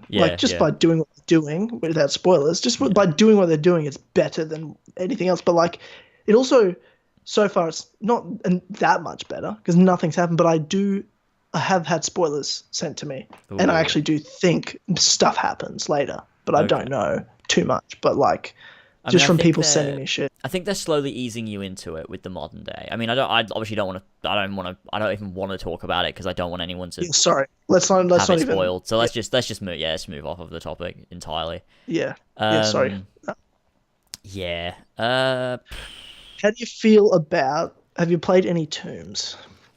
What do you mean by if I play? Oh, like proper Tombs. Like proper Tombs where you've got. I haven't. Okay, I played maybe 3. Well, I played the first one, like in Siwa, that like's right at the start of the game. That's really easy, like it's so basic. But I've played 2. One was a combat one, like it's like underneath a cave and there's like bandits and shit inside. And then there was one that was the Great Pyramid one, which is just like a bunch of misdirection and shit, which I thought was really cool. Because when they talk about puzzles, I found some like mini little like things that you could I guess call a puzzle, I guess, but I found it interesting. I didn't expect misdirection to be one, like not like little misdirection. It's a complete misdirection. You run a couple hundred fucking meters and then you realize you go through like 4 rooms and then you're like, oh, this leads nowhere. You get some loot and stuff, but it's not like the actual tomb end. You know, which I thought was very cool. Very cool. That sounds interesting. I can't wait to actually do some of those. I completely forgot. Yeah, those are things that I should do at some point. Because I mean, I've done those like little mini ones where you just kind of walk into a room and get a bit of loot and then you sort of leave, which is sort of there. There's the sense of discovery. But, I've talked about the combat. What are you finding about the combat? I mean, I think it's really good. I think it could be one of the best in the franchise, to be honest. I think it is the best. Because like you've said in the past, there's nothing that's been so amazing about the previous combats that is sort of, you know, worth remembering. They've always been relatively They've all had good and they've all had bad. You know what I mean? It's like with like I think the best combat system, because I mean most of the combat hasn't been amazing. I think before Origins, I think Unity was going in the right direction. And I think that I enjoyed AC1 through Revelations just because, I mean, it worked for what the games were. And it was just fine. But I don't think there's ever been combat that's been as good as Origins is, because I mean Origins' combat turns the combat from more of a, like I've said before, more of a means to an end, or like a means to get to an objective. It's now more an objective itself. Is part of the fun and part of the game is the combat. You have to think about it. Yeah, the strategies, you have to think about it. It's hard at first, but like I said, you find your stride. I found my stride and now I'm loving it. And for people that was talking about like, oh, but it's just unrealistic, I'm hitting guards like 15 times before they die. That's not true if you're fighting people at your level. If you have to hit them more than like, unless it's a boss, if you have to hit them more than 3 times, you're probably not high enough level, or you don't have good weapons. Like I have legendary weapons that I keep upgrading to my level that I really like. And I recommend as well those Philax people, those like boss people that roam the things, they drop legendary weapons as well. I got a fucking beast sword from killing one. That's cool. I'm not sure if that's quest based or anything, because it's like those stone pillars. The star ones. It's an ongoing quest to like kill them all essentially around the map. It's one of the ongoing side quests. But like it takes me like most guards 2-3 shots to kill them. You know what I mean? It feels pretty realistic to me, especially usually they've got shields up and I have to like move around them and dodge. And I feel like everything from that first demo that I was worried about, it doesn't look like it's consistent. They've totally fixed. It flows really well. Like from dodging to swinging your weapon to everything. Like I honestly think it feels really I think it's really good. Well paced. Really well paced. I agree with you. I think it's the best combat by far in Assassin's Creed. There's not really anything wrong with it. It works exactly how it should work. I can see if someone doesn't like it because again they don't like RPGs, fair enough. But like it works exactly how it's supposed to be. You know what I mean? Yeah, it's really good. I've never had any sort of, I've never really had many issues with it where it hasn't worked the way it's meant to work. I don't know whether you have, if it's ever sort of broken. A couple, but I also think it could have just as easily been me being shit and trying to figure it out too. So yeah. Well, I really like the combat. I think it's great. I mean, the bows are really cool. Like the gameplay with the bows are a good time. I feel like it's always really satisfying when you're aiming at some guy's head and you draw the bow back, and then you see that it's going to do an insta-kill, and you fire the bow and take him out in one shot, and it just looks fucking sick as he drops to the ground. Oh, yeah, I agree. But I do find as well, I don't like any bows that aren't the hunter bow. I like the light bow for close quarters stuff, but the hunter bow, the predator bow is a bit it's kind of just not my thing. I can see where it would be useful, but I don't. Yeah, it's not my thing. I'd rather go up to them and stealth kill them than do a stupid magic bow. It's a. I like the hunter bow. That's definitely my favorite bow for sure. It feels just like a normal sort of bow. Yeah. Exactly. And that's when it feels satisfying, because actually it's hard to get the headshots. Like if I'm on a horse being. Ooh. All right. Okay, I should be live again. I just need to sort out getting Tyler back on here. I don't know what happened just there, but I apologize. We'll get going again. All right. We're back on. There we go. Yeah, it's all good. I don't know what happened there. Everything just died. Yeah, you just didn't answer me, and I was like, I sat there for a second. I was like, oh fuck. Yeah, I'm really not sure what happened there, but we're back, so everything's all right.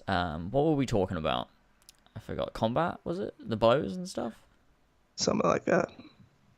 Oh yeah, we're talking about the bows and everything like that. Just general combat stuff. What do you think of the crafting? That's what I want to talk to you about. What do you? I really like how the crafting stuff. Yeah, it's a good time. I like that when you want to get something, you can just pin it, and it'll be like, all right, collect this stuff, and then you just use Xeno. You look for the resources, you go out and you find it, or you hunt it, and it makes hunting feel like systemic and sort of realistic and sort of part of the world, and rewarding as well. Whereas I think other games has kind of been a bit meh with hunting. It's kind of been a bit boring or a bit sort of, I don't know, mundane or useless, because you don't even really need to do it. Like in Black Flag, you could just go buy the resources. Like you didn't even need to do the hunting. But I feel like in Origins, it sort of feels more like I like doing the hunting. Like I want to do it because it's sort of immersive to, bring up Xenu, look for the resources, and then go out and hunt these things, and it feels kind of cool. So I like that bit, and then also obviously the way that when you craft things, you get better shit. It's nice. It feels good. This is what I wanted to talk about before. I just remembered, and it's about the crafting. I like how, and this is the thing with Black Flag that annoyed me. You know how you start off the game and you have the shit robes, the fucking whatever his name's robes. Duncan Walpole. Fucking Duncan Walpole. Yeah, best assassin. Yeah, you have his. He's my favorite. you have fucking his robes. Yeah. And then I was like, but what about that armor that Edward gets? That's what I was thinking. I'm like, oh, maybe you craft and you get that. You get up to that. And that's what I kind of thought about it. I thought, oh, that'd be sick. You don't just get it straight away. You work your way up, and as you craft, you kind of get all that sort of stuff. And I was like, that'd be cool. But no, you just get it, and even when you craft, it just looks exactly the same. You know what I mean? It's just, it's identical. Different. I love that not only is there way more levels to each crafting each item, and there's a statistical reason for it. It's not just, oh, your health goes up. No, like your right arm makes your melee damage, your left arm does your defense, like blocking. No, it doesn't do defense. It does your bow strength, because it's like your drawing arm. Right, got you. Okay. Yeah, and then you've got, obviously, Hidden Blade helps you each time. You could do one up as the level above you. You can assassinate in one shot, which is great. And then you've got your armor, which is your health. You've got then you've got your quiver, so your ammo, and your tool ammo. So like, it's just everything has a statistical reason to do it and a benefit to doing it. Like I love that each arm has a different, statistical use. I just think it's really cool, and it also looks different every time you upgrade it. It like looks different. It starts off leather, then it goes to metal, and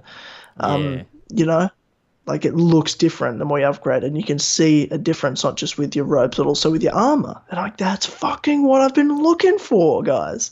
Yeah. If you didn't want to sell us the armor pieces, like they used to do in the Ezio days, well, at least let it look different and better as we upgrade and craft it. You know what I'm saying?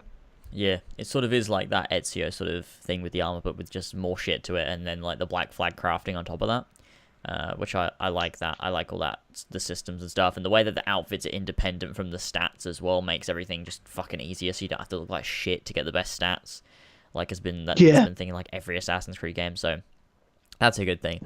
I did want to bring up because you brought up the Duncan Walpole outfit.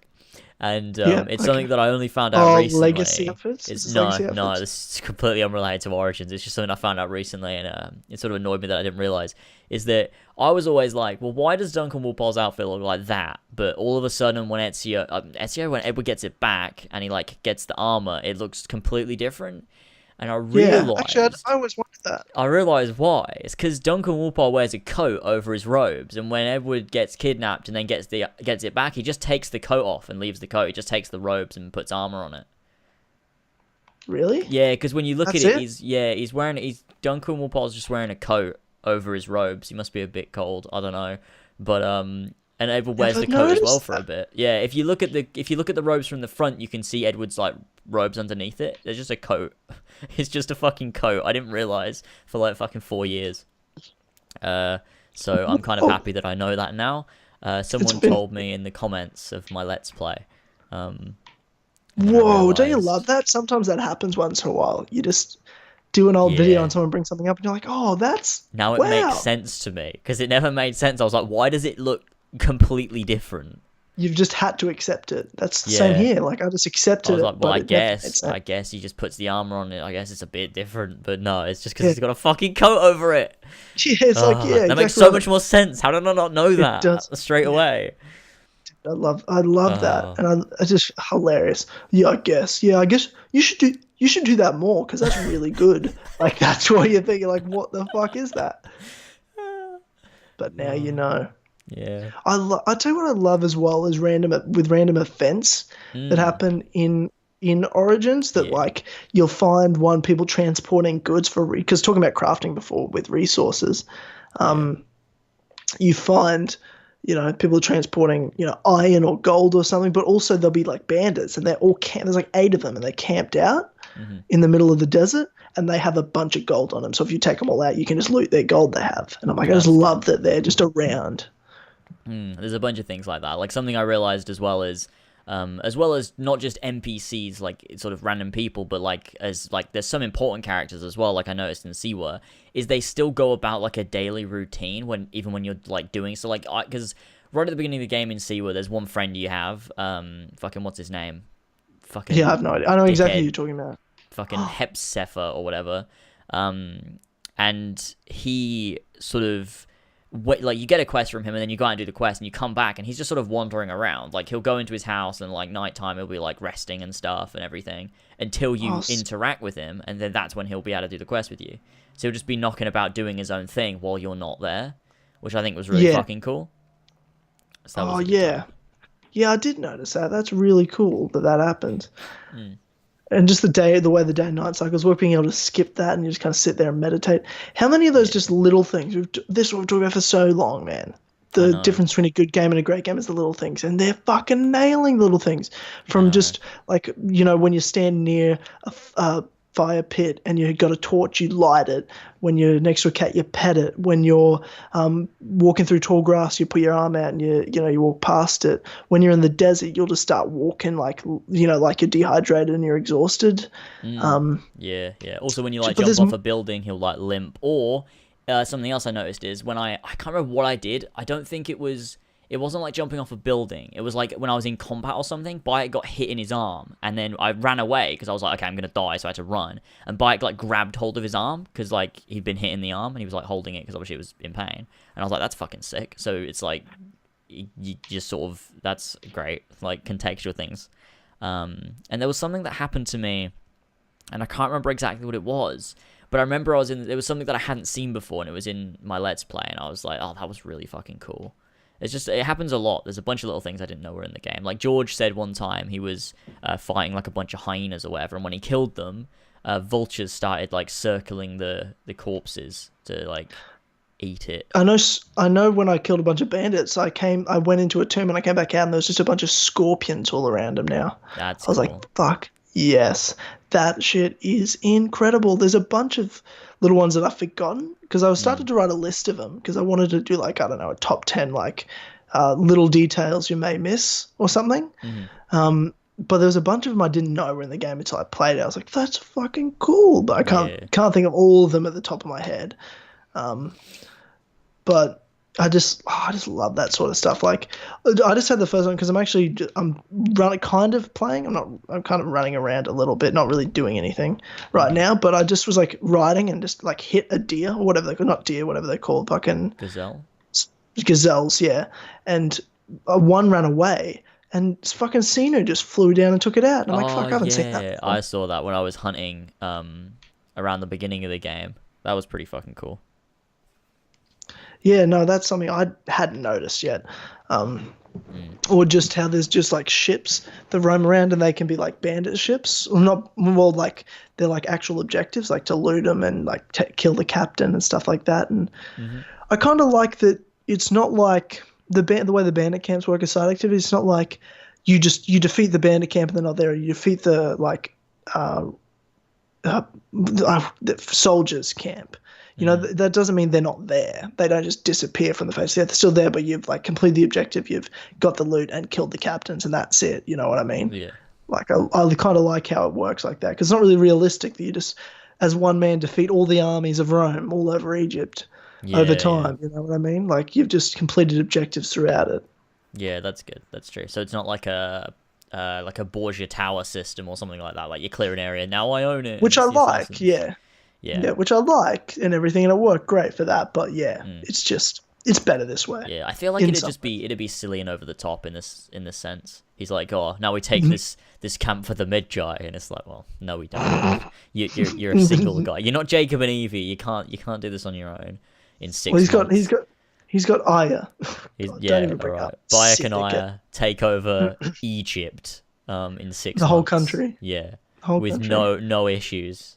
No one even gets so much as wounded. It's fine. They just make jokes the whole time as well. And Bayek's like, oh, is it fucking Magi Christmas? Oh, fucking hell. God, what a shit. Could you imagine if Bayek met Jacob? Fucking slap him. Yeah, like, what the fuck is this? He'd kill himself. He'd be like, nah, I'm not starting this fucking order. You can fuck off, Jacob. Yeah. Jacob's not worthy. I feel sorry for Bayek. You know, like he spends his life going through loss, suffering, and killing to start a sacred order that ends up having someone like Jacob in it. Oh God, that's terrible. That's so bad. I mean, to be fair to Jacob, in the Jack the Ripper DLC, he was way cooler. Like he was way better. Like he definitely fucking matured, and that's the Jacob that I'm proud to say was in the order. But you mean the Jacob that we don't see at all? Yeah, the one that got kidnapped and got his eye cut out. Yeah. And we hear him do 2 lines of dialogue, and that's it. Yeah, but those 2 lines of dialogue, he was way better than he ever was in Syndicate. I thought you were making a joke, like he was great in Jack the Ripper because he wasn't there. No, genuinely, he was way better than the main game. Like everything he says, he seems actually like a level-headed sort of attempt at like a Brotherhood Ezio sort of thing, where he's sort of like, you know, he's still sort of like the same guy, but like he's like not a complete fucking dickhead. Sure. That was me describing Jacob and not at all Ezio, because I realised that Ezio was never a dickhead. No, of course not.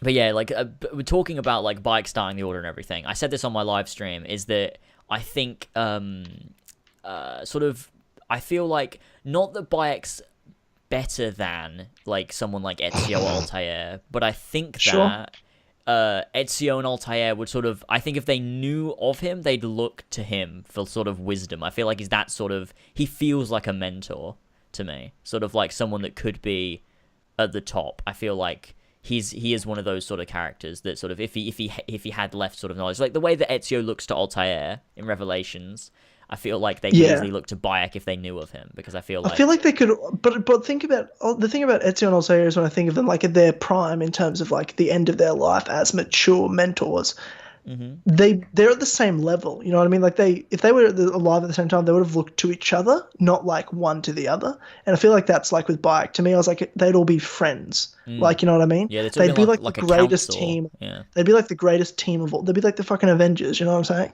Yeah, that's true. Yeah, they're sort of all equally leveled to each other. Yeah, I think that makes sense. Which is good. I just want to say how cool it is just to be at this point right now where we're talking about a game that's Assassin's Creed that we've waited for, that we've talked about for so many years. The amount of speculation we did in 2016 about Empire, and we're like, and we were like orgasming over the idea of what we got. You know what I'm saying? Oh, imagine doing tombs. Oh, guys, tombs. Imagine just going to the pyramids and just doing a tomb. Oh, that'd be sick. And this character and get sequels maybe. I'm like, oh my God. That's fucking mental. And the thing is as well, is that I think when we were speculating before the game was even announced about Empire, I think there's a lot of things we said that were sort of more I don't know, sort of far-fetched. We were sort of like, oh yeah, like having all these tombs that could sort of just be within the world and stuff, and like, oh, like, you know, the way, like, and even like the thought of it being like a sort of Witcher 3 style game, like one of those sort of RPG games, was sort of like so far-fetched. It was like, I never thought it would happen, but I was like, it would be fucking cool if they had like the rarity of loot and stuff. I remember before Origins was even announced, there was that video George made on the his ideal Origins. And I mean, the game is near enough to sort of his video, to be honest. Like with everything he talked about, like there's obviously some things that aren't similar, but like just with the way the weapon system worked, rare to legendary, accurate. Exactly the same. Yeah, which is really cool because it's pretty much everything. Like it's crazy that pretty much everything we talked about has sort of happened at this point. Like it's sort of the game we wanted. I do feel like we're the reason this game exists. Yeah, I'm gonna take all the credit. All the credit. No, but like it feels like it's not just the two of us. Like it's the whole community. Everything everyone said, they've just gone, yep, okay. Yeah, they've definitely taken it all on board because I mean it's like everything. Like even like there's something as simple as make sure we have different shops for different things rather than just one shop, and make sure it's not in the pause menu. Make sure they're within the world. We want upgrading. We want armor and things to be in the game, like the Ezio games, and that's something they've done. Like I really think that a huge part came from the own way. Yeah, exactly. And I think a big part of like the how it's turned out is like there was that one time back in 2016 when they asked about economics and stuff, and we all sort of talked about that. We talked about it in Kill Connor Club. I made a video. I think Ethan and George did as well. A bunch of people talked about it on Reddit. And we all sort of said very similar things to each other, and I think they took a lot of that on board, and that's why you sort of see that in the shop and the upgrades and the outfits and weapons and stuff, because they sort of realized everyone wants a certain system, and that system is sort of, I think it's sort of consistent across the community, wanting sort of the system we got in Origins. So, you know, I do think that there's a lot of feedback that's helped Origins, which is really great. It's like they've taken the best parts of all the games and put it into one game, because like you just said, it's the armor that we wanted from like the Ezio games, but there's the crafting system that's still useful from like Black Flag. We'll combine them. You know what I mean? And make it its own thing. Yeah. And that's what I feel like they've done with this game. They've taken the best parts about even the games like 3, Black Flag we all love, and Syndicate and Unity, but they've added it to the things we love about the Ezio trilogy, but also done things that they've never done before, and just see how it works together whilst listening to us. It's like there's art issues here and there. Like there's a couple things. Nothing major. It's nothing that's affecting my opinion of the game or anything. But it's not perfect. But it's fucking pretty fucking close. Yeah. You know what I'm saying? Yeah, that's the thing. Like no game's gonna be perfect. Like I have problems with every game I play pretty much. Like there's always gonna be problems because you know nothing can be perfect. But I think the good thing about the problems with Origins is they're so like minor things. It's not stuff that we normally complain about in Assassin's Creed games, because Assassin's Creed used to have such sort of glaring issues. But I think the only issues with this game is sort of just, it's a lot of sort of maybe some nitpicky things, maybe a few bugs here and there, but it's like that they can easily put into like a sequel or something. It's just not even like there's nothing like that's super bad, something that stopped you playing the game. Like there's really not. There's just sort of things where you're like, I could have maybe done this like a little bit better, but it doesn't mean it's bad. It's not like it's necessarily a bad feature. It's like maybe this could be an improvement sort of thing. And I think that's a good thing that there's some things we can say they could improve, because that means they can take that on board for a sequel, in which they'll definitely do, please. That'd be great. Oh, God. I tweeted out, I was like, for the love of God, give Bayek a sequel, for fuck's sake. Like, because it was when I got to that stride point, I'm like, this is so fucking good, and he's such a good character. I was like, for God's sake, just fucking do it. Yeah, just like, do it. I'm sick of this bullshit. Every game's a new character. Fuck that right off. Just give me a fucking game where it's the same fucking character, please. And that's the thing, like, Ubisoft know how well Ezio did, and the fact that everyone's got such a good reaction to Bayek, would you not just go, well, let's make money and just do another Bayek game? But the thing is, they already have the next game in development, so you've got to hope that they did what they did with Ezio, and it's like do they realize while they were developing the game how good he was? Because they did with Ezio. They didn't decide to make Brotherhood once 2 came out. It was close to after when it was releasing, but they did decide it beforehand because they realized, and they said that, like, we realized how good this character was. Surely they realized with this who this guy is and how good he is. You know what I'm saying? I hope so. I really hope so. And, like, I mean, what I'd hope they do with development, because I think that they need to realize at this point that what they did with having the Black Flag team and, like, allowing them the extra time has definitely paid off. And they'll see that, I think, in sales across the next year or so. That, you know, they've got consistent sales. And then, you know, having a game like that, if they were to then do the same thing, you know, don't release a game next year. We want the next game at the earliest in 2019. At the earliest, yeah. Get the Black Flag team. Like, they could be easily, like, while this was happening, like, you know, concepting, you know, the next game. You know, the development doesn't have to start right now. Like, there could still be things happening, but allow the Black Flag team to now take over that project and develop that, and have them, you know, continue. Sure, but I also would rather the Black Flag team be able to make their vision themselves. You know what I'm saying? Like, from start to finish. Sure. I'd be okay with there being, instead of like 5 teams making Assassin's Creed, 2 teams. You know, you got a Black Flag team and then another team. Mm-hmm. You know, I'd be okay with having an Assassin's Creed game every 4 years if it's just the Black Flag team. You know what I'm saying? Then it's never going to happen. But you know what I mean? Like, if it just means we're going to get this game every time, who cares? But that's not going to happen. So I'd just kind of rather it be at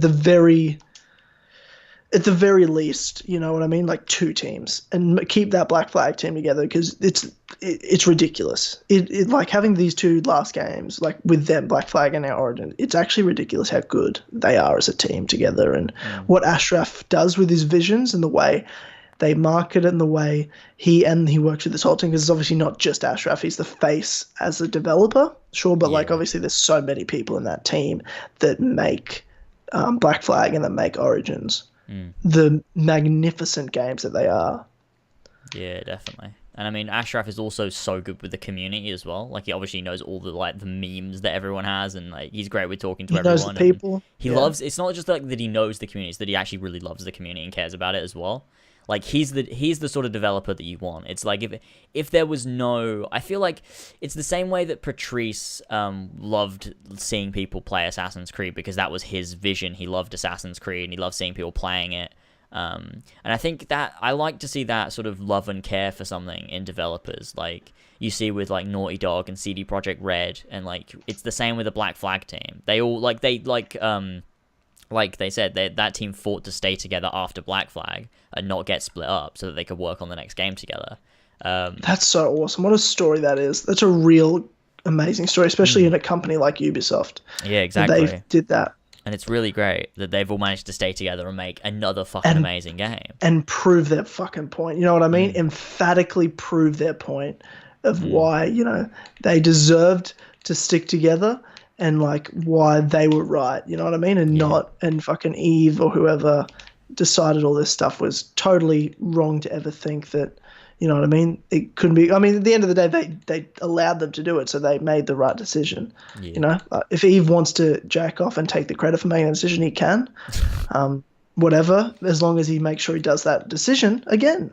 Yeah, for sure. We need to keep that team together to make more games, because they're fucking good at it.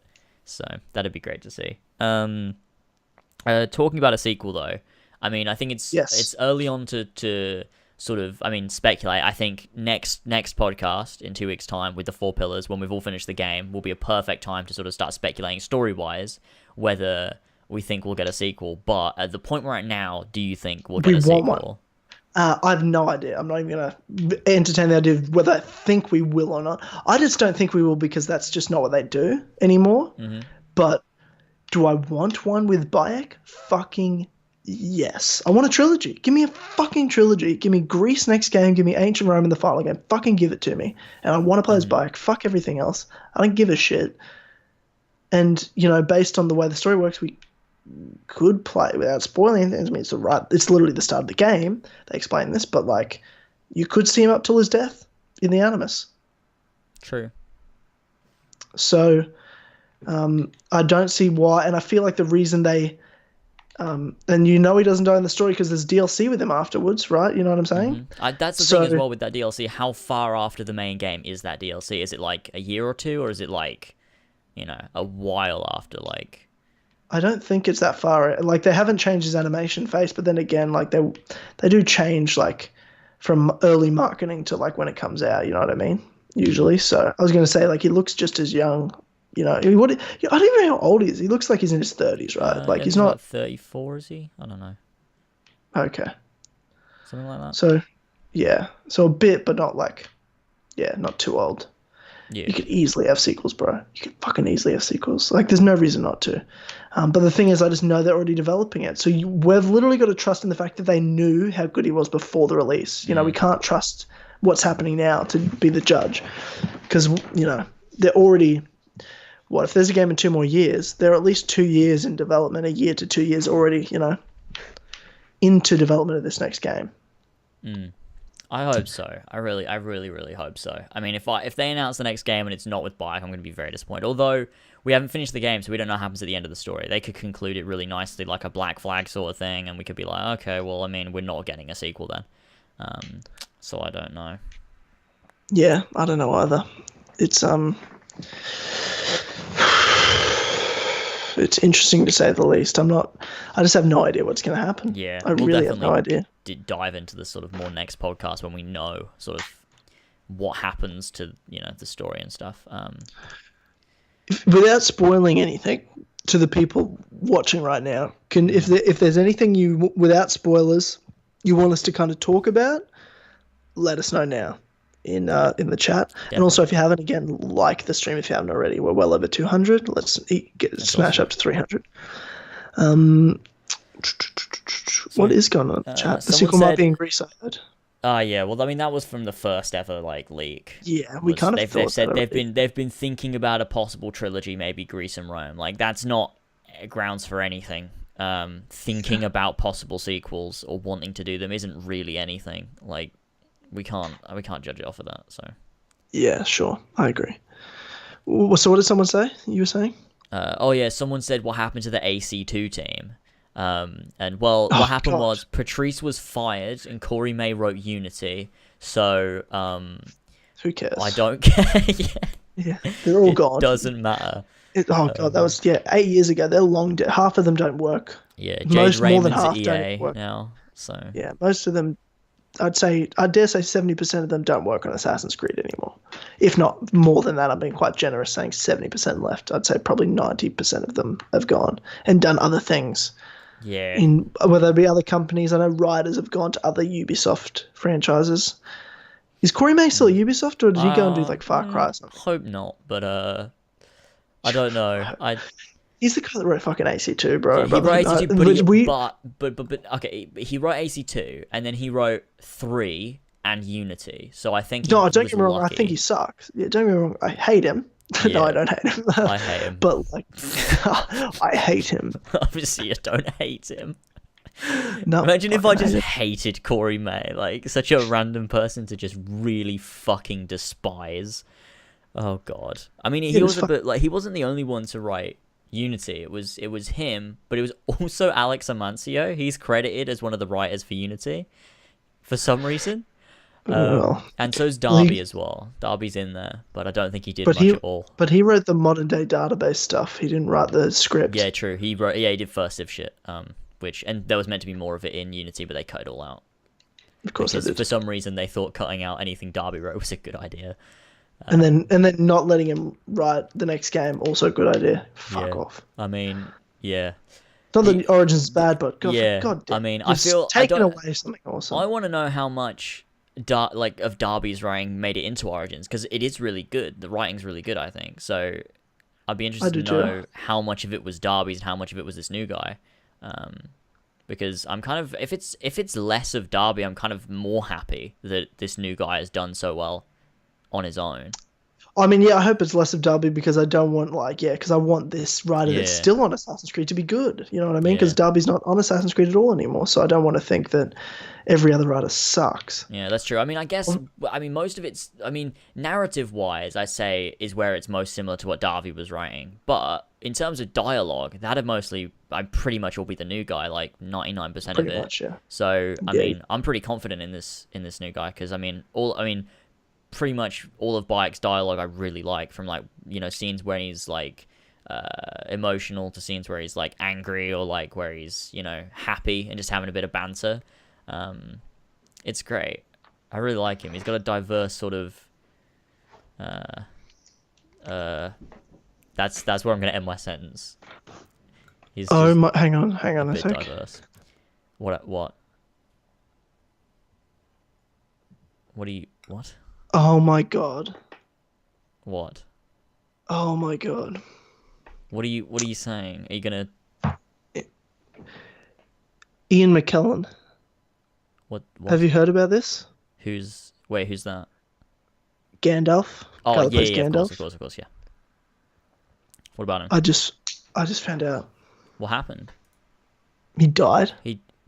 Seriously? That's what someone just said, and then I just Googled it. Is that real? 12 hours ago, Ian McKellen dead at 78 of cardiac arrest. Oh, it's a hoax. Oh, thank God. Oh, is it? Oh, thank God. Oh, Jesus Christ. I realized it wasn't that much articles pulled up, but then it's like someone's like, Ian McKellen dead at 78 of cardiac arrest is a celebrity death hoax. Okay, we're good. Guys, we're good. Why would they do this? I almost had a heart attack. That's not okay. Oh my God. Jesus.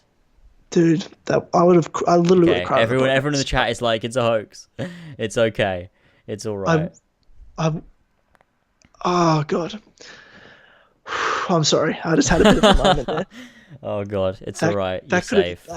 If he had actually died, I would have cried on the podcast. Oh my God. He's okay. He's alive. Okay. Sorry, I just had like a heart attack. Okay, good. We're good. Okay, sweet. Back to the podcast. Sorry. All right. Because someone just commented, "Rest in peace, Ian McKellen," and I'm like, "What?" And I googled it, and then I'm like, "Oh my God!" And then, thank God. But there wasn't that many articles. Like, there's a couple, but like, it's Ian McKellen. Every news outlet would have been writing about it, you know.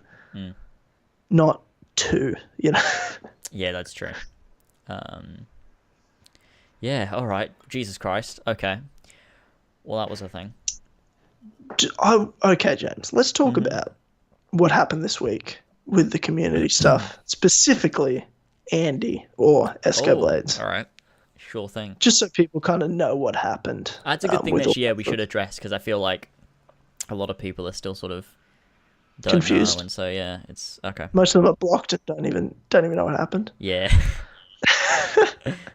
Do you want to kind of just go over and just explain to people who don't know what went on? Okay, so on Twitter, so everyone knows I didn't get a review copy or code of Assassin's Creed Origins, which is fine at this point because I'm already still doing fucking great. So that's but good. Also, can I ask you this?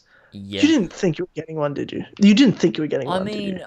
I mean, you said the N-word about 7,000 times. But I don't see.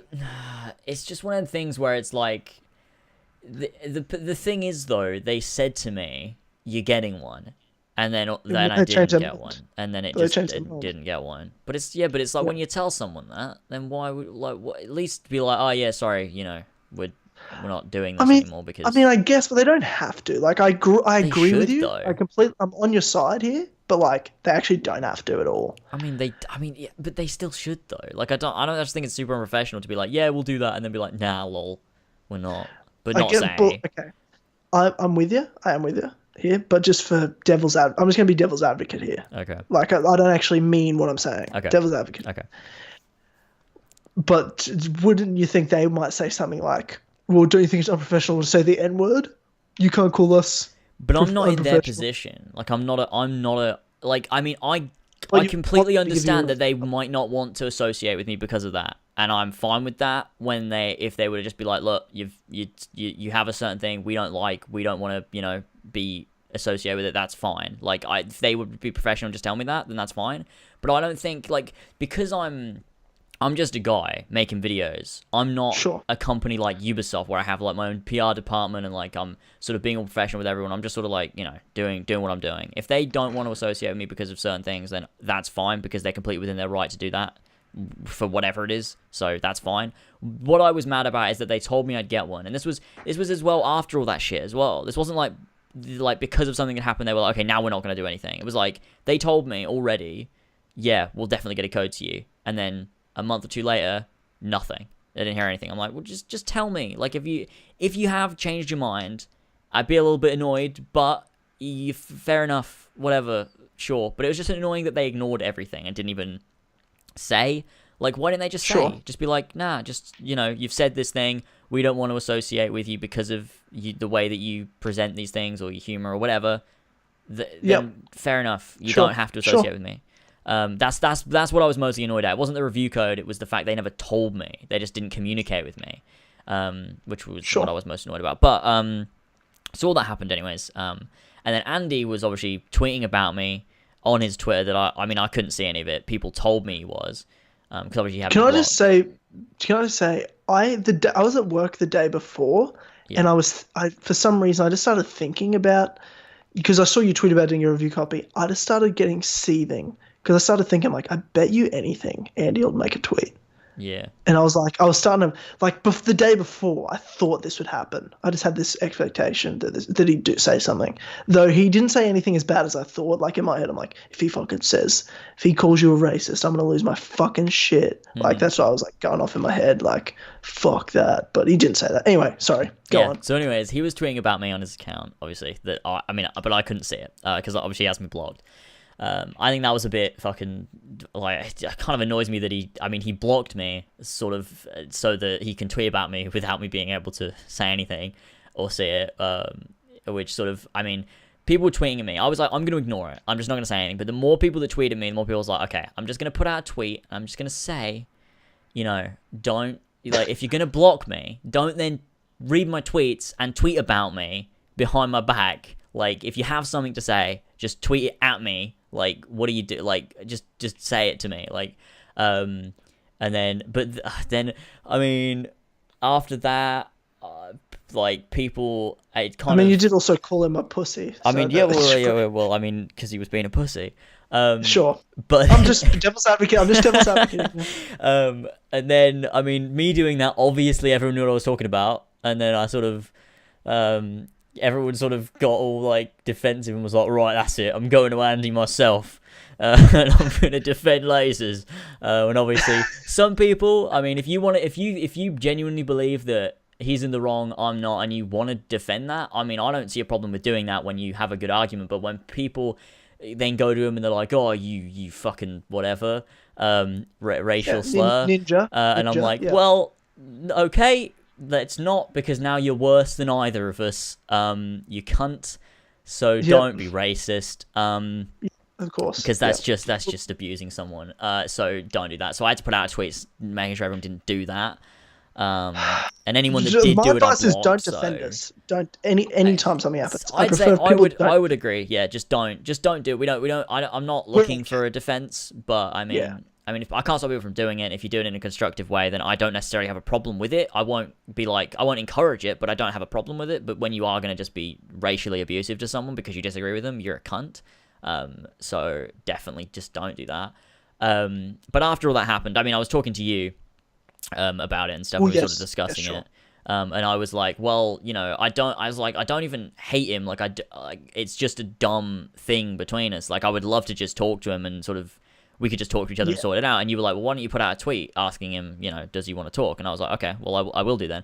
And I was like, I'll tell you this, I didn't think he'd respond. Yeah, I said to you, I'm like, he's not going to respond. I didn't think so either. But he did respond. Unfortunately, we didn't have like a voice chat or anything, which I was sort of, I was hoping that he would just talk to me properly, because it's way easier when you're talking to someone properly to sort of have a discussion. But he just responded to my tweet and said stuff, and we sort of gave our thoughts together, and sort of, it was very sort of, I like, there was no aggression in there. I didn't think he was being at all sort of, condescending, which is what I sort of would expect that he might do, which he wasn't, I don't think, which I thought was all right. We had, it was just a few tweets, sort of explaining super productive, whatever, and then he was like, well, look, if you want to, just sort of, well, I can't remember exactly what he said, but it was sort of like a. Do you want to get the tweet thread out? Yeah, I can do. So we can read it to people, because honestly, most people never will be able to read it because they're all blocked. Yeah, a lot of people have been saying, "Oh, I'm still fucking blocked." I'm like, look, guys, I could not tell him to unblock 300 people. Like, it's just not. I can't do that. Yeah. All right. So Andy said, he started off by saying, "I will say this, since we are communicating, you don't have to be edgy to be funny, even if pushing boundaries is your thing. Use of racial slurs is not a stance I can stand by knowingly. You are and can be funny without dehumanizing words." And I said, "This is true. My thing is pushing boundaries, and like I said, for certain people, those boundaries will be different for different people. In saying that, I never had an intention for what's happened, and I definitely have stepped over the mark in certain areas. I've stated over and over again, I don't condone racism, and to me, the use of a slur alone isn't racism, but again, that's just my opinion." And then he said, "Okay, but can you understand, even without me in the picture, no company would knowingly side with that stance publicly. Again, you are entertaining to a lot of people. I think you can be without the edge. I would never attempt to police your politics, and we can differ on points of view, but use of slurs is not something we can publicly stand by. That is always non-negotiable." And I said, "That's fair enough. I personally want to entirely leave that side of me behind. It wasn't funny and was unnecessarily edgy," which I do. It's not just me just saying that. Like, I've talked about this in Horsey and Fox. I think that for a time, it was sort of like at the moment, it was sort of like, oh, it's funny because it's sort of shocking, but I just think it's sort of just like, it's just sort of dumb at this point. Yeah, sure. And then he then said, "You love AC, that much is clear and evident. I would just rather be a bit less. I know what this word means. I just don't know how to say it. Acerbic, is that how you say it? What? It means like sort of. How do you spell it? Super aggressive is what it means. How do you spell it? Acerbic. Acerbic. Is that acerbic? Is that yeah? Is that how you say it? I don't know. I just know what it means. I don't know how you say it. In the community, happy to be civil if you are. And then I said, yeah, definitely. I prefer, to not have the toxicity between us. And then he said after that, also, please let me know the folks to unblock in your community as an olive branch. And then I said, unblock like Tyler, George, Elva, and Ben, because those are like the few that I can remember that were sort of close to me that were blocked, rather than being like listing like 12 tweets of various random people.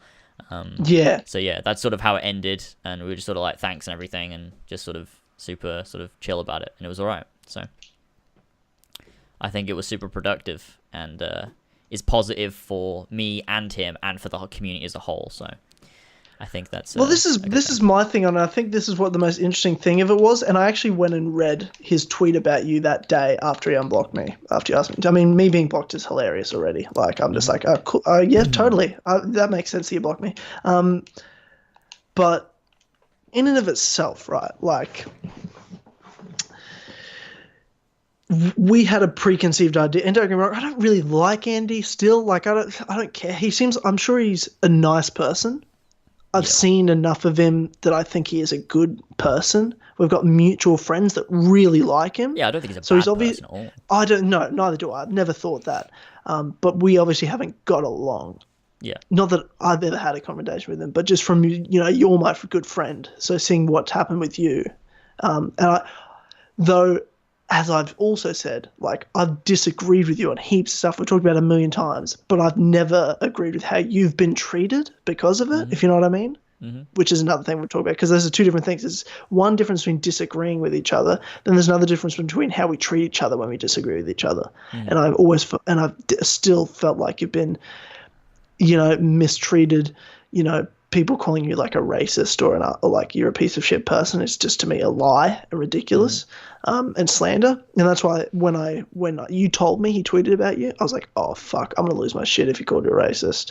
But he didn't. Like, what he said was, he just said, when you use racial slurs. I'm like, well, I mean, he used racial, like, he didn't say anything that was like a lie. Like, he was talking shit about you for sure, but like, he also didn't say anything that wasn't true. It was just his perspective of the situation. I was like, I read it, I thought, fair enough. From his point of view, he didn't say anything that wasn't fair enough from someone else's point of view. He's allowed to not like you. He's allowed to disagree with you. He didn't lie about you or anything. But the big thing is, you're a really good person, and I think he's a good person. And the big difference and big issue came with no communication. And I read through some of his tweets as people defending you, and his thing was he doesn't seem like he wants to talk about it. Okay. And I was like, so then it's funny. He's shown no intention to want to do anything about it. So, but I saw this like after you guys talked. So I'm like, it's interesting because as soon as you guys started communicating and you said to him, I want to talk to you, let's say iron this out, he started talking to you very differently. Mm-hmm. Like, you know what I mean? Like, you had a very logical, nice, civil discussion, and he proved the type of person that he was, that I used to think he was, and then I was very shocked by how he treated you without talking to you. But as soon as you had a real discussion, I'm like, that's who I always thought he was. Like a person that he's not going to tell you what to do. He's not going to tell you what to think. He has his own opinion. He's totally entitled to it. He thinks what he thinks, totally entitled to that. But, you know, he like you said, he's like, I'm never going to try and police your politics, but I just don't agree with you, blah, blah, blah, blah. Do you understand that? Mm-hmm. Like a real conversation. You said, yeah, I get it. It's all good. We don't have to hate each other. You know what I mean? Yeah. Like there doesn't have to be that you talk shit about him on Twitter, he talks shit about you on Twitter, vice versa, back and forth, endless cycle of shit where we've got mutual friends that know him really well and like him a lot, that like us a lot and hang and talk to us and stuff that, because I mean, I don't think there's anything wrong with talking about this publicly, is we had Nick messaged you and I afterwards and say how happy he was.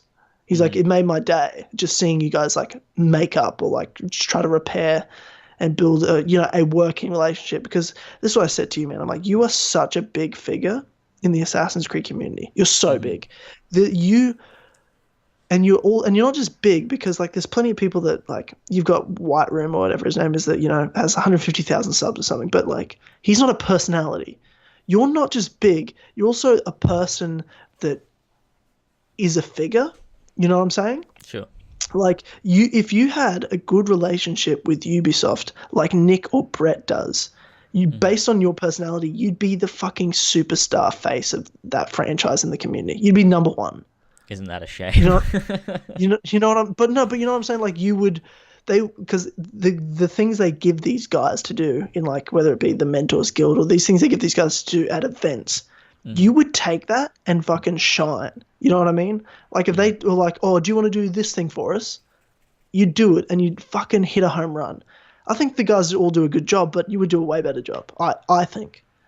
So to me, it's really it's upset me a lot, like seeing how the relationship between you and them being bad.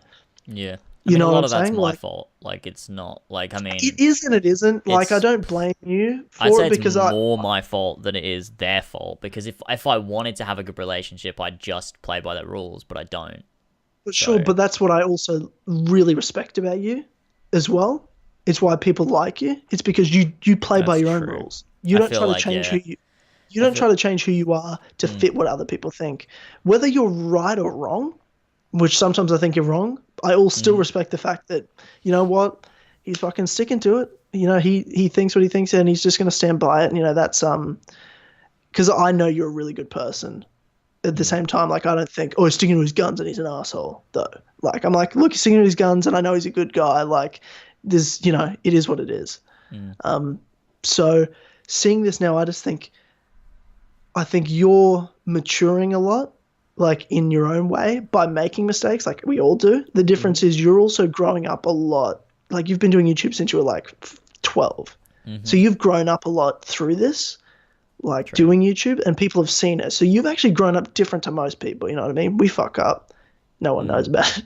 You know what I mean? But you're well known in our community, you know, in our small world here. You're famous sort of thing. Like, you know, I hate saying that word, but like, you know disgusting. What I mean? It's disgusting. It's literally disgusting, but you know what I mean? So it's just, to me, it's the start of building a relationship with them because, you know, Andy's right in the sense you don't need to be saying that thing to be funny. You're fucking hilarious. You're entertaining and you can still stick to your guns, have your opinions on politics, which I agree with you on so many of them, without like doing certain things. And I think with just having a working relationship, you're not going to be best friends with fucking Andy, but like, you know what I mean? Having a working relationship with that company is going to be better for them. It's obviously going to be better for you, but I think it's going to be better for them just as much. And it's way better your mic's getting for the people that really suffer, which is the community. Yeah. For their Oh god, I don't know what's happening. Yeah, it's. Is it right now? Yeah, everything's really fucked. I think my internet's having a bit of a seizure right now, to be honest. I don't think the stream is lagging because it's just an image, but we're dropping a lot of frames. It might be my connection. I don't know whether George is uploading a video or not. Oh god, you're a mess. It's a mess. Can you hear me? That's really bad. Shit. Okay,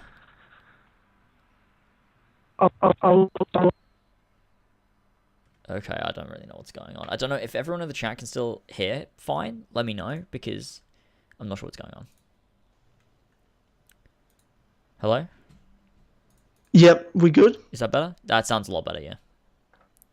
Yeah, cool. Right. So what I was saying was, I just think the people that are going to benefit the most, and that I think, not that they suffered or anything, but I just think it could have benefited them way more if this was already a good relationship, is the community, because of the reach you have and like what you can do. And it's like I said, man, like I think what you can do with a relationship with them is going to be way more than what other people are doing. Okay. I just think like it matters to me, because I just think there's no reason one day at some sort of Assassin's Creed event or some sort of gaming event, like you and I are there, you know what I mean? And we do a live in-person Kill Connor Club, like in front of an audience. Like I envision shit like that happening. But it's harder for that to happen when, you know, at the same time we do have to work with Ubisoft on some level, you know what I mean? Yeah. It can't just be, we're going to be fine and won't. We've both talked about this. Like if they hate us, it doesn't matter. We will still do well. But like it is better, you know, for everyone. So yeah, that's my thoughts on it, man. That's just hopefully, I mean, I can we'll see where we go. I mean, I think sort of patching things up with Andy is sort of like a start, and we'll see where we can get with things. Sort of once I communicate more with him, I think would be a thing. Because I think once he sort of knows me, I think it's way better. Because when you just see someone over the internet saying things you disagree with, you're probably like, you're just a fucking asshole. So it is difficult in that sense. So, you know, we'll see what happens, you know. Yeah, exactly. Well, that's the thing. And I think that's what, just one last thing, like the opinions people were saying about you change. I think, honestly, credit to Luma for, he confronted you, but in like the most proper way to do it. Like he didn't call you anything, you know, like he didn't say, he took what you were saying, and he knows, like he didn't think, he knows you enough to be like, he's like, I know you're not a racist, but like maybe don't say that sort of thing. You're being an asshole. And then other people saw that and are like, oh yeah. You know what I mean? They turned down from the racist. They're like, oh yeah, like, okay, maybe he's not racist. He's just like trying to be edgy, you know? Yeah. That talk stopped. I noticed after that, which I appreciated a lot. But yeah, you know. Yeah. Anyway. Well, that's what happened, everyone. So I'd appreciate, because a lot of people have still been tweeting me going, oh my god, this guy blocked me and I don't know what I did. I would suggest not tweeting that at me, because I can't do anything. And I mean, just a lot of people, I just, you know, don't go at Andy because, you know, we had some sort of a dispute. You know, we sort of figured things out and sort of on the path to, you know, maybe a better relationship. So I'd just leave it. If you really care that much that you're blocked by Andy, you can make another account and tweet him and be like, hey, I'm sure he'd really appreciate that. Hey, not at all. Hey, big sweet boy. Maybe don't call him that, because big sweet boy. Because I don't think he would get it. But fucking on that, let's segue real quick. Did you see? Yeah, fucking what's his name? The voice actor of Bayek, fucking Abu, tweeted at me when we were talking about Bayek, and he was like, "Oh yeah, I think Bayek's quite a sweet lad," and I was like, "I did see that." They know the memes. This is my Bayek and sweet lad. We're converting them. Soon, Ash will be tweeting and Fox after everything, and it'll be amazing. And Fox, I don't think you will, mate, but you know what I mean? This is my bike and Fox. That's how I'll announce the sequel to Origins. This is my bike and Fox. That's what it'll be. It'll be Assassin's Creed Origins and Fox. The sequel. Yeah. Oh, and instead of Xeno, you've got a pet fox. Yes, that'd be fucking incredible. Oh my god, that sounds terrible, but yeah, I love it. And instead of flying, you can go like get little burrows and go underground and like eat worms. I don't know what foxes do. Yeah, for someone that's really obsessed with foxes, you don't really know what foxes do you? Yeah, no. I mean, I leave that to George. I mean, he had a series called The Fox Burrow, but I don't think foxes have burrows, do they? I don't know, man. Maybe. I think they don't. I don't fucking know. You're asking me, man. I'm fucking just the dynamite kid. Fox burrow. I don't think foxes have burrows. Dude, like, I don't know. I googled fox burrow and nothing shows up. Okay, well then I guess they don't have burrows. So George's shit series is wrong. He needs to fucking change it. Yeah, what do foxes live in? I'll search. By the way, George, I'm sorry. It was a joke when I said shit series. It's not a shit series. They live in dens. That's what they're called, not burrows. They live in dens. Fox's den. That's what you need to change it to. That's cooler, to be honest. It also fits like an Assassin's sort of Creed channel, right? Assassin's Den. The Fox Den. Yeah. And Fox Den. And Fox Den. That's what it should be called. Podcast. And Fox Den. Podcast? What? Not podcast. Fucking vlog series thing. I don't even know what the fucking shit it was. It was kind of like it's kind of like Laser's Log. Do you remember Laser's Log? I do. Where's Laser's Log gone? I don't know. Away. I really liked Laser's Log, man. It's my favorite series. It's my favorite. I don't know what happened to it. I did one recently, and by recently I mean it was a good few months ago. But yeah. I don't know what it was. It was me talking shit and updating. Like it was nothing. It had no substance to it. It made sense for the first few episodes that I did, because like I just did because back in 2014 I did like the news videos. And then I do a Lasers log to update people on like what I was doing, but I sort of combine everything together now, so I don't need them. Plus, you also have a podcast. We talk for 3 hours. Like everyone knows everything about our whole lives. Like we're not that interesting that we have like more than 3 hours of chat per week. You know what I'm saying? Like 3 hours of chat and the Lasers log. That's about my life. Yeah, yeah. Everyone knows everything you do day to day. I do miss your second channel with random vlogs of Harvey and shit. Oh, every once in a while I throw a piece of shit up there. Did you see? I have another channel now as well, called Lasers Rhymes that I've had for a while. Excuse me? Which is the reason it became what it was is because I created a Google Plus page and I wanted to see what I could change my name to. Is when I was trying to change my name to Lasers, I wanted to see if it would work. So I was changing it around to test things to see like what if you could do like spaces, what words would work, and I changed it to Lasers Rhymes because I wanted to see if like the space would work or whatever. I don't know. And it stuck as Lasers Rhymes because I changed it too many times. So I just have a random channel called Lasers Rhymes that I upload fuck off, fuck shit you. To. I quit the podcast. I can't do this with you anymore. The profile picture's like a really retarded duck thing. And I upload like complete shit to it. I uploaded part 141 of my Minecraft Let's Play to it the other day. But it was this weirdly edited thing, and it was kind of fucking great, to be honest. I'm quite happy with it. That's the stupidest thing. Yeah, I spent all day making that video instead of doing something productive, but it was worth it. Hang on, I've got it here. I'll comment in the chat. How many people saw it? There it is. 5 people saw it? Let me have a look. From people on Discord saw it? Let's see. How many views did it get? I mean, I've got a good few subscribers on it. How many? 66. Sick channel. It got 69 views. The perfect amount of views. They all get sort of not many views, but the 2 most viewed videos is dog abuse in capital letters.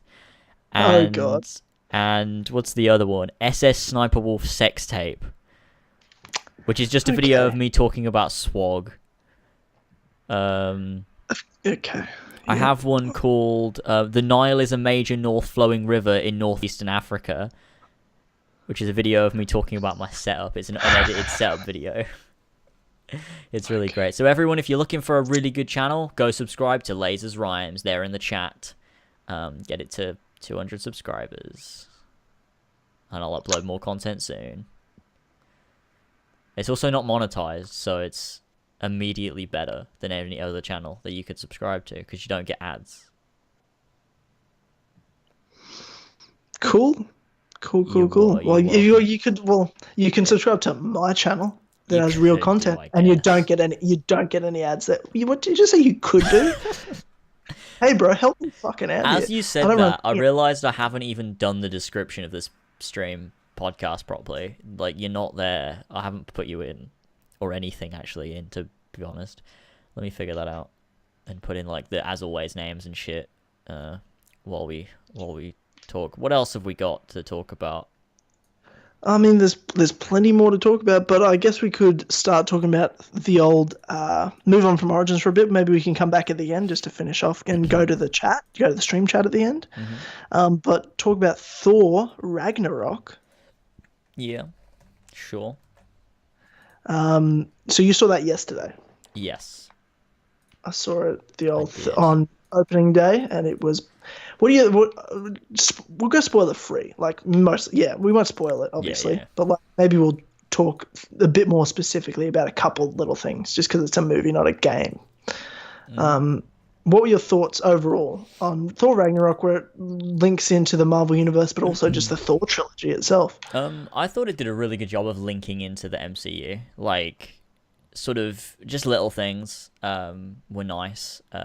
Characters and like little mentions and things. It just felt like a nice little addition to the MCU. I think it was the best Thor movie.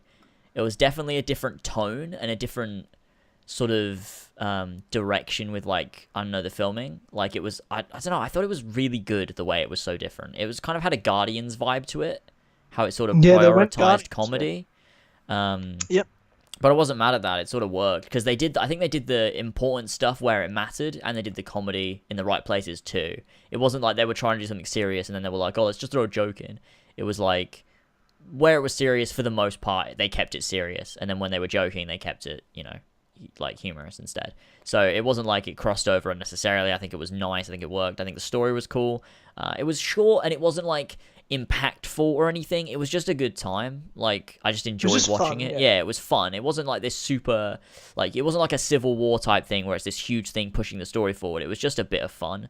And I think I liked that about it. It wasn't like, as much as, it was weird because it was like the stakes were so big, but like they didn't really matter that much because it was sort of a comedy movie.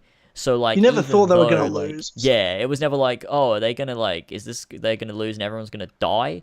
There was some big things that happened that changed. Like, there were a lot of big things that happened in the movie, but I think they made light of a lot of it, and it just sort of happened, and it was just a good time watching the movie. I had fun. And it was great getting some real screen time for Hulk, since it's only going to be a solo Hulk movie. They really made the most of like developing him more rather than trying to, because your only chance to develop him is the Avengers, and they kind of fell flat in Age of Ultron trying to do it. So I think they did a great job doing it this way. Yeah, as well. And I think Kevin Feige or someone else said that Thor Ragnarok starts like a 3-movie arc for Hulk. So like, this is sort of his arc. It starts in Thor Ragnarok and finishes in Avengers 4, I think. Okay. It's sort of like, it's not going to be the main story, but in the background, Hulk is going to have an arc across 3 movies: Thor, Avengers 3, and Avengers 4. So that's going to be interesting to see, because I did actually really like Hulk in this movie way more than I thought I would. Because like, Hulk's always sort of been there, and it's like, I like when he's smashing shit, but like, as a character, he's not that interesting. But like, in this movie, I actually really liked him. I thought he was interesting, and like, he was funny, and I liked him being on screen. But he wasn't just a big monster that smashes shit. He was sort of had more to him, and obviously Bruce Banner's cool. So there was so many memes they addressed, like throwbacks, throughout it. Like the Hulk battle, there was a moment that there was a throwback to Yeah. The Avengers 1, the way the Hulk did something with Thor, and I laughed. Me and my mate that I went and saw it with were fucking dying, man. Like, we kept up. There's a couple moments.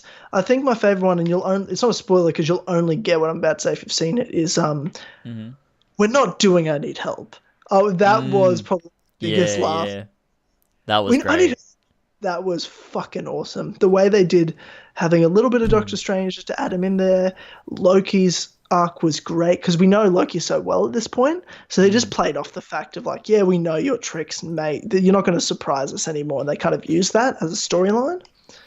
Because it was interesting. I was very curious of how they were supposed to address the end of Dark World with Loki and then this movie, and I thought they did a really good job because I realized like they probably were planning to do a big thing with it, and then they changed their mind because the Guardians did so well. They're like, we need to do that again, and then they did, but they had to obviously address what happened, and I thought they did just a great job of that. Yeah, I think it was. Yeah, I think that was all done really well because it was sort of. I think at the beginning I was sort of confused because it's been a while since I watched Dark World, so.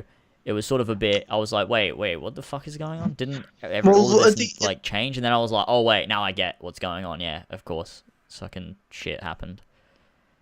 Yeah, exactly. Because it's not a spoiler. I don't care about spoiling Dark World. Like at the end of Dark World, Loki takes his father's place because he can shapeshift. And then I'm like, well, how the fuck are they going to deal with that in this comedy movie that has nothing to do with Loki, like as a villain? And then they did I thought they did a really good job. And Hulk was great. The new characters were great. The bloody arena world. What's I fucking forget the guy's name. Goldblum, Jeff Goldblum, who played the main, the Grand Master. I think is his character's name. He was great. He was hilarious. He was good. He didn't really. That was a great time. But I don't think there was, like obviously not much happened with him. Like there wasn't like a big, like conclusion to him. But it was fun. He was just a fun kind of character to have in there. Yeah. And Cate Blanchett, I thought, did a great job as well. Like I just thought, well acted, funny. I think Chris Hemsworth does a great job in comedy. It reminds me of like Channing Tatum, like this guy that's an action hero in all these serious movies or romance movies, and then you see him try comedy and it's like, fuck, you're actually really funny. Like there's just something funny about you, a guy that shouldn't be funny but you're actually really endearing. Like just some simple scenes at the start, like him like chained up and kind of circling around. He's like, oh, just 1 second, but then he was serious when he needed. I just thought they took what it was, and it's like Thor's the movie in the MCU that introduced us to space in the MCU. And then Guardians came out of that, but Guardians was a total different vibe and was so successful, so much more successful than Thor 1 and 2. So I think they realized they're like, well, let's make these space movies a bit, sci-fi ridiculous. So they did that with Ragnarok, and I thought it paid off, awesomely. I thought that it wasn't perfect, but it was really fun. It was just a great time. Yeah.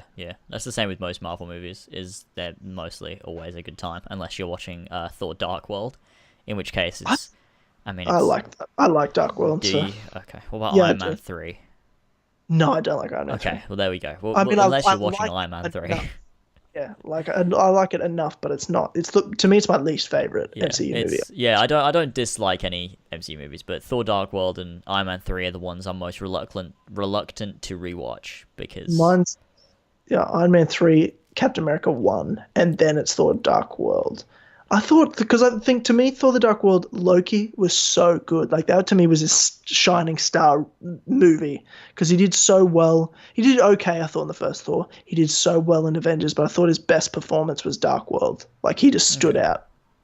The story wasn't that great, but like he stood out in it a lot, and he just made the movie for me, I think.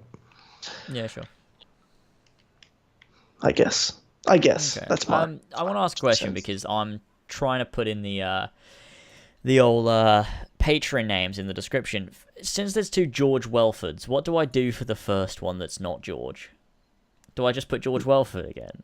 Yeah, I guess so, man. That's what he wants. He's the guy paying for it. All right. I'll put fake George Welford. That can be his name. Okay. No, but he's paying for it, man. He wants George Welford in there. No, he can. He wants it in twice. No. Okay, sure. It's confusing me. We're all right. Yeah. Oh, God. Well. Someone asked our thoughts on the Justice League movie. Dude, Do you want to give your thoughts? they played the Justice League movie trailer 3 times before Thor. 3 times. None of those times made you want to watch it, did they? Oh, no, I wanted to fucking kill myself. Yeah, it looks like shit. Each time, yeah, it looks fucking terrible. When they try to make fucking Bruce Wayne do the fucking little joke line with Aquaman, and it's like, no, shut the fuck up. Wait, they tried to make a joke? I couldn't even fucking tell. It was so Bruce, dry. yeah, Bruce is talking to Aquaman, and he's like Aquaman says something, and he's like trying to say like a saying that everyone knows, and then Bruce is like, no, that's not even the saying. And it's like, oh, shut the fuck up, Bruce Wayne. You were serious for too long. Stop trying to make jokes now. And then you got fucking the obnoxious Flash, who's not funny. He's just a fucking annoying prick. Oh, that was rude. And then Wonder Woman's there like, oh, I had a half-decent movie that a lot of people liked. And it's just shit. Put me in the trailer a lot. And I'm like, yeah. They It's put, like, they to put be it on fair, the trailer like... those were the best parts of the trailer, because I didn't dislike Wonder Woman. I quite enjoyed it. So when I see her, I'm like, oh, she had that good movie that was so fun. I didn't see Wonder Woman. I hope everyone enjoyed it that did, but you know, I'm never gonna watch any of these DC movies ever. Yeah. No, I don't bother. Of course not. I was just really mad about having to watch the Justice League movie trailer at all, let alone 3 times in different versions. One was like first one was the long one. Then they did like, it was sponsored by this, so they played like a 15-second sponsored ad and then showed highlights from the trailer, and then played a shortened version of the trailer straight after it. And I'm like, what the fuck? What the fuck is this? The trailer just doesn't even look good. I mean, I like it looks terrible. It looks terrible. Joss Whedon has like made it not black, like as in like the color like of the movie. It still kind of is, but it is in a lot of places. But there's also like, I mean that, you know, there's the scene from the trailer where they're like all in like the sort of everything's all red and they're fighting all those like alien things, and it's basically Avengers 1. That scene in the original trailer was like black, like it was all just dark black, horrible. But Joss Whedon made it red because it looks better. I'm not going to see the movie. Yeah, I'm still not going to see the movie. It doesn't matter. So I don't know why we're talking about this for so long. And then Superman's going to come it looks back terrible. Like, oh, hey guys, I'm Superman. So the mate I was with got really upset, more upset than I did about the Justice League trailer, and because he likes DC, he was just like, "Stop acting like Superman's not gonna be in it. We all know Superman's not gonna be in it. Stop trying to play it off like it's gonna be a fucking surprise." He kept going on about it. He got really upset.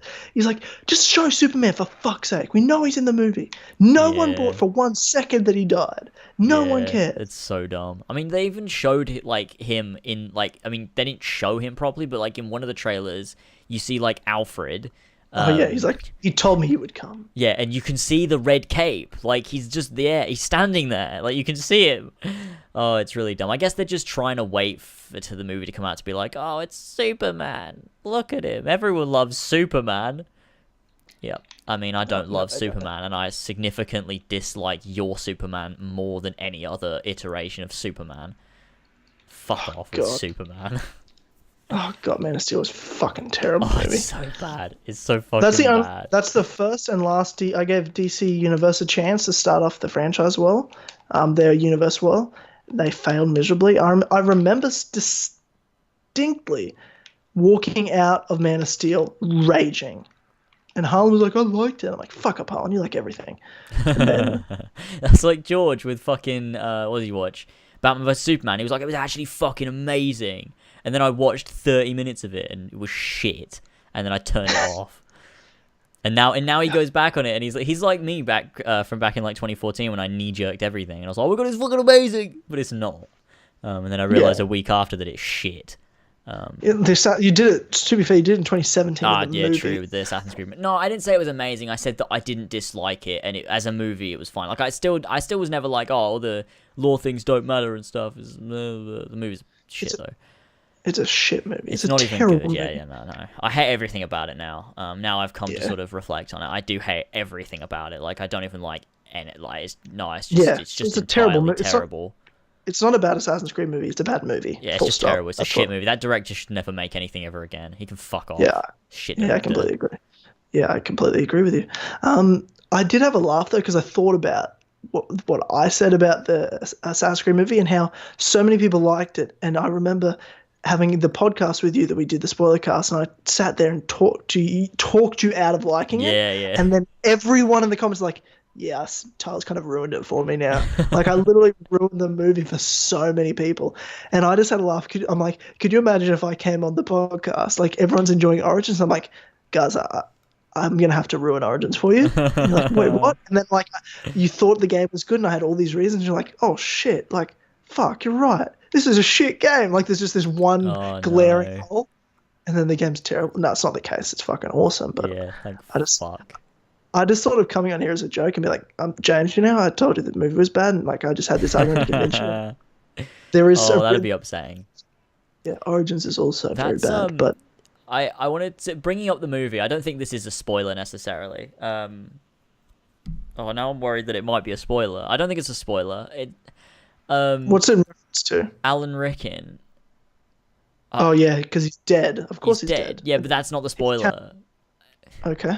I just mean it's not a spoiler. It's like, but I don't know whether people want to know this or not. Like, it's not. How's it about Alan Rickman? It's just something regarding the modern day of Origins. I want to just talk. It's not like it's even a plot point. It's just like a little tiny database thing. Okay, if you've got an issue, anyone, for hearing about this, cover your ears for the next 10 seconds and then I'll just be super quick. Okay, James, say it now. Okay, when you go into the computer thing in the modern day, there's an audio file you can listen to where they talk about Alan Rickman, and it sounds to me like they made light of pronouncing Rickman wrong because they emphasize the way she says the word Rickman. Like, she sort of like, oh really, okay. Like emphasizes it, and I was like, oh, that's cool that they were sort of like, you know, it's kind of a little subtle self-aware thing. And I was like, okay, that's definitely not a spoiler. But I just didn't want to know whether anyone wanted to know that you can like walk around in the modern day, like it's playable, or like you can interact with like computers and stuff. Like, people might not want to know that; they might not have played it yet, and they just don't want to know that that's even a thing you can do. Like, you know. Yeah, I guess so. Do you know what I'm annoyed about though? So there's a cool thing in Origins, which is obviously you can actually put the beard and hair back on. But I'm really annoyed that every time I reload the game, I have to do it again. Ah, yeah. Or like if you die, if you desynchronize, you have to do it again. Like, what the fuck? I reckon that's a glitch, and they'll sort that out. I think they'll probably patch it. Yeah. So I'd say that's not meant to happen. Yeah. Yeah, it's really frustrating me. Yeah, it's bothering me as well. Because I'll go into a cutscene and all of a sudden I don't have the beard, and I'm like, oh no, how shit. Yeah. I look like an idiot. No offense to Bayek, but without the beard, you look like an idiot. I do. I mean, it's okay with the hood up, but you wear the hood down. If you wear the hood down, you look stupid. I mean, it depends. Sometimes I switched around. It's just, I mean, I always have the hood on, pretty much. It's always. Like, I mean, if I'm doing something like important, like if I'm gonna go and interact with a character for the first time, like a historical character or something, and I know that's coming up, I'll be like, okay, I'm gonna take the hood down because I want Bayek to sort of be there in all of his glory. You know, what? With his head that's out, such a weird. Big that's round so fucking head. weird. I don't know. It's sort of like I feel like he wouldn't be wearing his hood. I really think he needs to be dressed well and look formal when he meets. I just feel like, look, it's just an immersion thing. It's a video game, you fuck. It's just an immersion thing. I feel like he wouldn't be wearing his hood in that scene. I feel like it's just rude. I don't know. I feel like he wouldn't be wearing his hood. He wouldn't be. I feel like he'd have his hood down. I identify as this is my Bayek. This is my Bayek. That's how I identify. So, like, I feel like I am Bayek. I am Bayek. Okay, bro. Okay. Ethan said about when you have the hood up, it casts like a shadow over his face, and I noticed that. Like, it's sort of like on like the front covers of the Assassin's Creed games when you've got like the assassin and like you can't see their face probably because of the hood, and that never happened in the games. It sort of looks like that in Origins. Like, but I actually like him a lot. Like, if he doesn't have the beard, it only looks good if his hood's up. Like, it actually looks pretty cool with his hood up, with no beard, if you've got his original outfit. Because he looks exactly the same as he does in the CGI trailer. It's like the only time that happens. True. Like, I'm like, holy shit. Looking at a character that's like full on, I don't know how to explain it. Like, he just looks cool. Yeah, he just looks badass. Yeah. I did actually reference, as I said, the thing about Bayek that stands out as well is like, just walking around with him, just doing like a stroll through town. Like, I feel like my character is a badass. Like, just a cool dude. And like, it was it hasn't been since Edward, maybe even Ezio, that I felt that like badass. Yeah, it's because you know the character you're playing as. Like when you see him interact with people and the shit that he does, you're like, yeah, I'm fucking playing as this guy. And he's fucking sick. Everyone like step out the fucking way. I've got my hidden blade that I can't eject out when I feel like it, but it doesn't matter because it's there. I swear. I swear it's there. I've got a shield and I've got lots and lots of weapons. And a hood. I don't know where I'm going with this. But yeah, that's my Bayek. This is my Bayek. Everyone should keep doing that, by the way. Don't forget to tweet out hashtag this is my Bayek. You don't even have to tag me in it. I have on TweetDeck a tab specifically for that hashtag, so I can see all of them because I like. Dude, my Twitter. I can't keep track of Twitter the last week. Oh, me it's neither. Been exploding. Yeah. I've missed so many tweets because I can't. I used to like I'd get a lot, but like I'd always make sure I just scroll back through them like in the morning when I wake up and go through every single tweet, like ones that I like, reply to some whatever. I just can't do that anymore. I've got to just leave it, otherwise I'll lose my fucking mind. It's just too many. Yeah, I'm with you. I almost feel famous or something, like I'm important. It's like that. It's like because. I mean, with comments, there was a point where I used to always reply to every comment because I got just that amount that I could do it. Then it got to a point where it was just too many, and I have to just leave it. And I'll reply to some, and I'll like some, but it's really difficult to keep on top of them, so I don't try to, and it's kind of becoming that way with tweets now. But I'm sure it'll die down a little bit. I hope, anyways. Or maybe I don't hope, actually. I hope that it gets more people keep tweeting. Then I don't have to check Twitter. Okay. Cool, I'm bro. almost on 3,000 followers as well. I'm like 15 away. Oh, really? I'm still trying to get to. I'm getting close to 1,000. You're not at 1,000. I haven't got my first 1,000. No, fuck off. Everyone should go follow Don't Tyler. say, oh, that was the most like patronizing. Oh, don't you have 1,000? Oh no, Tyler, I love you. No, don't please. Tyler, don't do follow me on Twitter. No, stop. What's your at?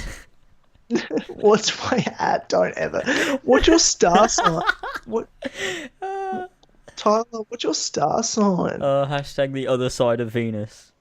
Oh yes, hashtag the other side of Venus. Fucking Clubhouse memes. Oh yeah. Oh dude, I added to that joke. I added to that joke a couple things. I'll just tell you this. You'll have a laugh. There's a reason the first syllable of horoscope is whore. That's all I'm saying.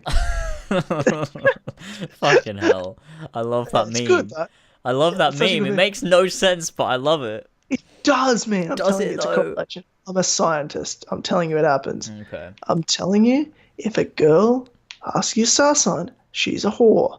That's all I'm saying. That's only if she just asks you like you've known her for ages and it just somehow comes up, that's one thing. I'm talking about like the first thing she wants to know about you as a person is like what your star sign is. She's a fucking whore. And because it's like you can't apply that to everyone because it's like if your grandma is just talking to you and she's like, what's your star sign? It's like you fucking whore. Yeah. It comes up, I'm sure. Like you can, you know. But if it's like the first thing that if you're having a conversation with someone and within the first conversation you've had with them, the first time you've met someone and they care, like they want to know what your star sign is, the people that care about that, the women that care about that are whores. And like when they're with you, they're thinking about the 10 other dicks they'd rather be having. That's what I'm just saying. Oh, Jesus. There's a reason the first syllable of horoscope is whore. There's a reason for that. Don't feel bad. Like, don't feel bad. When you find a whore, don't feel bad that she's cheating on you. No one can hold down a whore. No one can. They need to be free. It's like a lioness. They need to be free in the wild to do their own thing. Don't feel like, oh man, I'm just not good enough. No, you are good enough. It's that no one could have held down. Rob Kardashian couldn't do it, and he grew up with 10 whores around him, and he couldn't hold down. He couldn't hold down Black China. That's all I'm saying. Jesus, he gave it fucking Christ. He gave it a good old shot. He lived with 10 whores. He's got his black belt in whores, and he couldn't do it. Feel bad. Oh, that's the other side of Venus, guys. Anyway, people don't even know. If you want to know, what you want to do is you want to head over to patreon.com/as always. Let Nightbot just put it there in the chat. Fucking sweet Nightbot. And you listen to episode, was it 22 of the Kill Connor Clubhouse?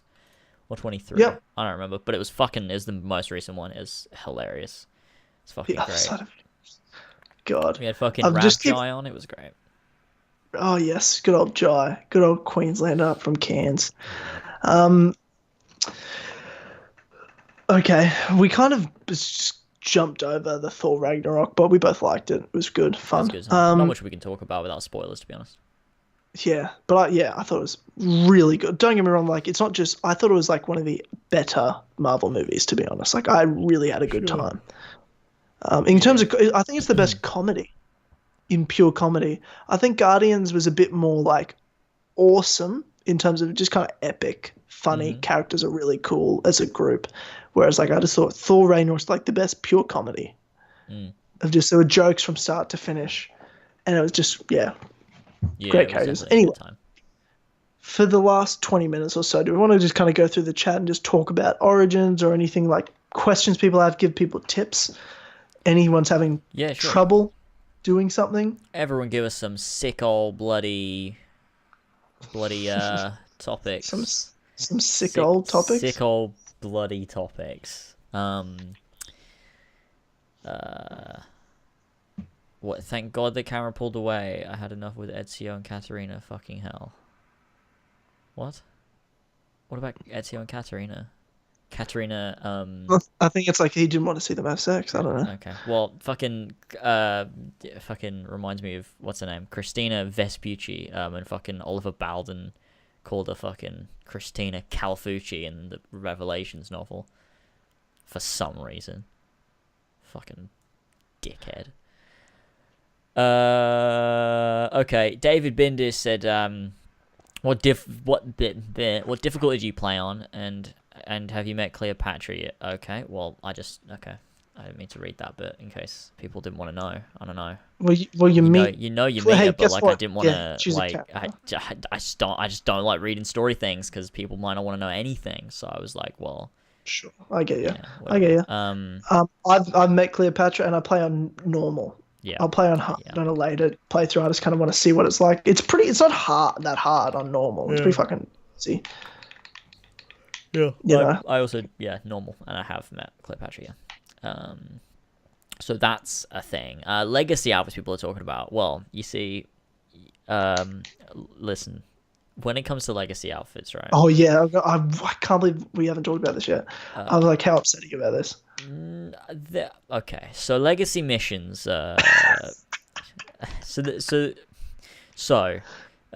Trust me, they're in the game. We just haven't found them yet. They're in there. No one's found them yet. No one's found them. They're in there. You have to see, the way to get them is you have to use your controllable fox to burrow to like the center of Egypt. But unfortunately, there's no controllable fox, but they're in there though. So, you just can't play them, but they're there. So there's that. You can't see them, play them, or you can't even get anywhere near them. You don't even know they're there, but they're there. With legacy outfits, though, and they're as good as we hoped. Yeah, they're amazing. With legacy outfits, though, so far, I mean, we've only got Altair and Ezio from the Ubisoft Club, and Aguilar from Twitch Prime.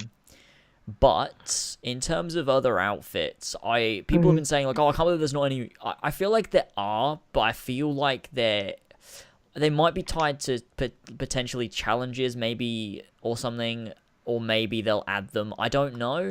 I think we'd have to ask. It's a bit strange. I feel that they do Altair and Ezio and then Aguilar. Like, it's the 10-year anniversary. Like, add in all the Assassin's outfits. I feel like they've got to be there somewhere. And it's the Black Flag team. I find it hard to believe they didn't put Edward in. I feel like they're locked behind challenges that might happen. Like Tman just said in the chat, there's a thing called classic challenges, apparently, that people have been talking about. And I reckon from that, you can get particular loot, which may correspond to particular legacy outfits. I hope so. Sure. I mean, I just think that there's not really any logical reason to be wearing a overcoat and a top hat in ancient Egypt. You know what I'm saying? That. Oh, I'd love that. Imagine Bayek wearing a fucking Jacob outfit. That'd be outstanding. The start of Freedom for Justice, because he was just in London. Like, he's wearing a Jacob outfit. That'd be amazing. That actually would be pretty hilarious now that I think. That'd be so fucking good. Because he'd be wearing the same outfit. I'd have to change the whole start of the... That'd make so much sense as well. Oh, they should definitely... Just, why are they not in the... Come on, Ubisoft. Throw them in... I mean, I feel like they're there somewhere. I had a whole other way I was going to explain it, but that could also work and be way funnier. But that's an option. Imagine Bayek in a big old, like... Big I'm mad overcoat. Thinking about it. I'm getting physically mad thinking about it. I don't like that you brought this up. Do you think he'll be able to... Do you think, like, he'll wear the top hat or he'll wear the hood, though? I think he'll wear the hood. Oh, it has to be the top hat. He better wear the top hat or else I'm upset. I wonder if it's a toggle. When you toggle, he doesn't take the hood off. He just wears a top hat or a hood. Like a fuckhead. That'd be great. Oh, I hope it does, just for the meme of how stupid it is. That'd be amazing. They need to Remember when we thought Jacob and Evie would be fucking good? Yeah. No, actually, no. No, I don't remember that at all. I mean, Evie was good, but I have to say that because we had her on the podcast and she was all right. Yeah, she's a Kill Connor Club alumni. Yeah, whereas Paul Amos didn't even talk to me to come on, so he's a bumbling idiot. Not him, but Jacob is. Paul Amos is probably fine. Yeah, but we love Victoria Akin and we love Evie. Kill Connor Club alumni Victoria Akin. Actually, my favourite character. Actually, no. Yeah, let's relax. No, Aveline is actually my favourite character. No, don't please. We've just... What? She is. She's my favourite character. Based on what? Based on that she's my favourite character. That's what she is. So... Okay. If you say so. I wonder if Gabe will be my friend now. Has he still blocked you? I haven't checked. But I mean, his favorite character is Aveline. That's obviously genuine. Stop. I'm trying not to laugh so hard, man. Like you're saying that. Oh God. Fuck, that's so funny. Yeah. Oh, Gabe. What Aveline. level are you guys, and what's your favorite weapon?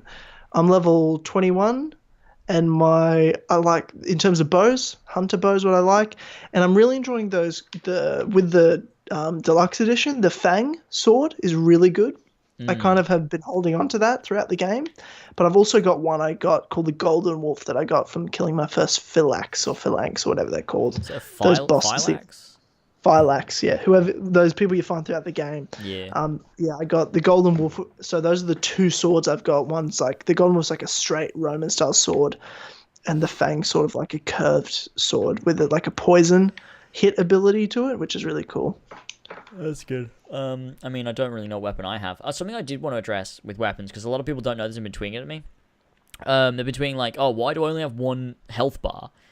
So it's because some weapons have a cursed attribute in which the weapon will be like really powerful, but they make your health like locked at just one bar and it won't regen past it. So if you want your full health back, take off that cursed weapon and put on another weapon. It's sort of a way of like balancing it out. So like you'll deal lots of damage, but you can't take as much damage because you have less health. So that's. I did not know that was a thing. Yeah, that's a thing. That's actually definitely don't have. I haven't come across any cursed weapons. Because that happened to me on a stream and I was like, what is going on? And then someone told me in the chat and I realized. So just passing on the knowledge to anyone that wonders. And as well for people that still don't know, because I keep getting these tweets, is if you want to switch the hair and the beard, like toggle it. You go to the gear menu, hold left trigger and press Y or triangle, depending on whether you're on, obviously, PlayStation or Xbox, and then right trigger and Y or triangle, and they'll do hair and beard, respectively. So, there's that, if you wonder. Yep, which I think is another one of those just small things that just adds how great the game is. Yeah, that's true. That's a good thing. Because I wanted that beard back straight away. I was like, no, don't cut it off, fuck. Because I thought we'd get kind of an option. I was like, damn it. Yeah. But then when you tweeted that out, I lost it. I was like, oh my God, yes. Like, oh, fuck God. Yeah. It's like the only good thing that I've ever found on the subreddit.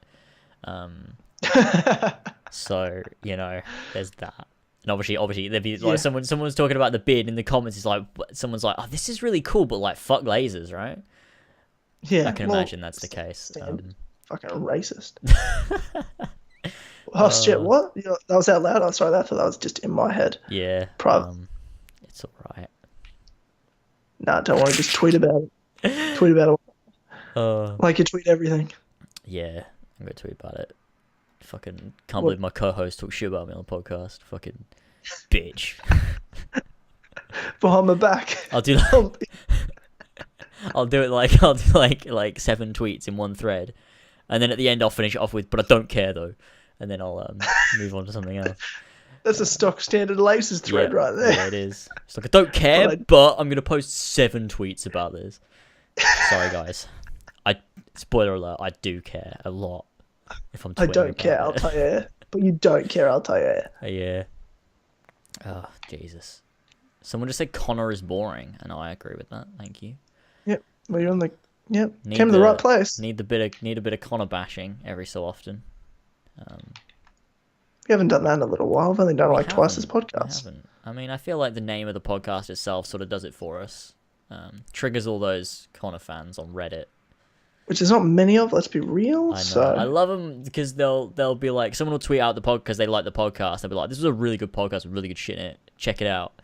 And then someone will be like, wow, have you seen the title of that? Talk about immaturity. And it's like, okay. I hate having a reference, like tell people, I'm like, hey guys, it's a fucking joke for God's sake. You're so late to the party. They obviously want to kill a game character. No, unacceptable. They obviously care. They obviously care about a game character that much. Well, that's because they don't understand, because they care about all the characters that much, as if they're real people when they're not real people. At all.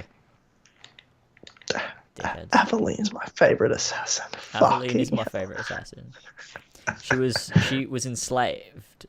Actually, no, she wasn't. Was she enslaved? Yeah, I was like, was she enslaved? She pretended to be a slave. And that's offensive. Oh shit, I'm sorry. She pretended to be a slave. She's a person of slavery. She's a person of color. You can't say that. I mean, at least now, Gabe has a POC in Assassin's Creed that he can like, and it's justified. Stop. Okay, yeah. Because, I guess. Yeah. Because Aveline was shit. At least she's not a woman, am I right? No, that's a joke. Oh god. I mean, you got Adewale, who was great in AC4, shit in Freedom Cry. Terrible in Freedom Cry, so fucking boring.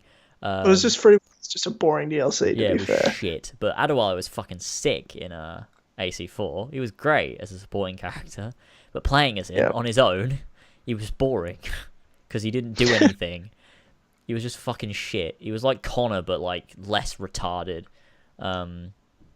He took the boring parts from Connor, but like he at least had a brain. Connor doesn't have a fucking brain. I don't even remember Freedom Cry was that boring of a DLC. He just goes and liberates slaves 7 times, and then gives the box to some woman because he has the box. To a whore as well. That's true. Yeah. Where do you? So far, it's way too early, and I don't want to cement any opinions because everyone knee jerks because we're loving it right now. Yep. But where do you put Bayek in amongst the characters? Where do you think he could fit in? We're not going to definitively say anything. If he keeps going the way he's going, I think he could be my 3rd favourite. Because at the minute, I have Ezio, Altair, Edward. And I think he could slot in above Edward. I don't think he'll be able to get past Altair and Ezio because they mean too much. Yeah, sure. But I think he could definitely be my 3rd favourite at this point, slotting in above Edward. And that's sad because I really like Edward, but kind of happy that I have a character that can not be at just another addition to the bottom of the list every time a new game comes another out. Addition. It's like, we've got another worst one. Where does he fit in on the worst list? Oh, God. I mean, like, which is worse, Jacob or Evie? They're both. Definitely Jacob. Yeah, it is definitely Jacob, isn't it? Definitely. He's not even that bad. She kind of fits in the middle for me. Yeah. And Jacob's like, okay, get down there, mate. Just fucking get down there. Jacob to me is honestly at some points on the same level as Connor. Like, I just hate him. He's just a fucking idiot. I definitely don't hate him. Oh, I hate him. Every time he opens his mouth, I want to punch him in the face. He doesn't say anything intelligent ever. All he does is wind up Evie and make dumb jokes and just fuck off, Jacob. And almost ruin London's economy. Yeah, he's a fucking idiot. almost caused everyone to die of sickness in the city. Like he just fucked up a lot. How did he become an assassin? How did this happen?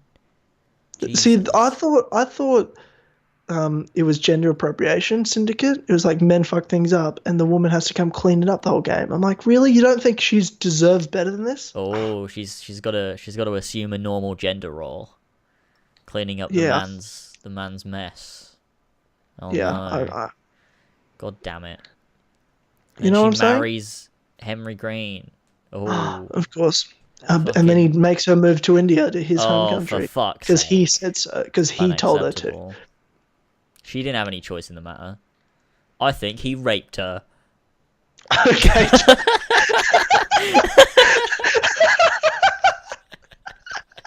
Fucking hell. What? Well, there's no romance. But nothing's going to happen between Henry Green and Evie. Oh, Jesus. I think you... That was the most aggressive thing you've ever said. That was so aggressive. Oh, that's amazing. That was fucking retarded. That came out of nowhere. I think he raped her. It was sort of like the way that people tend to jump to conclusions with things, like when they're sort of offended. And it's sort of like, there's no evidence, but like, I think he probably raped her. Dude, that... You can't... Well, he's a man. He's a man. Of course he raped her. What else would he be doing? If he's not raping, then he's not a man. Dude, you can't joke about rape like that. White... He's not a white man, though. Maybe rape is not funny. Then why did we laugh for 5 minutes just then? Oh, because it's ridiculous. Because it's stupid. It didn't happen. It has. And the context is hilarious. We'd never bring up an actual rape and then laugh about it. That's fucked up. That's retarded. That's retarded. It was because there was the stupidest false thing you've ever said. Out of nowhere, I think he just raped her. What are you talking about? Oh god! Someone just like the fucking silence after it. I'm crying. Jesus. I mean, I think that in a society that we're in, that's run by white people, I think that any time, a white woman has sex with a black man, it's rape. Oh god! Don't stop it. Even if it's consensual, like the black person doesn't have enough privilege to consent, so she is raping him. That's how the world works. No, but women can't rape men, remember? Look, shut the fuck up. If she regrets it, it's rape. I can't contradict myself. Okay. Everything I say lines up. You do it all the time. How did we get onto this? That's what happens when you hit the full 3. Yeah. No, this is usually the fuck off 4 period.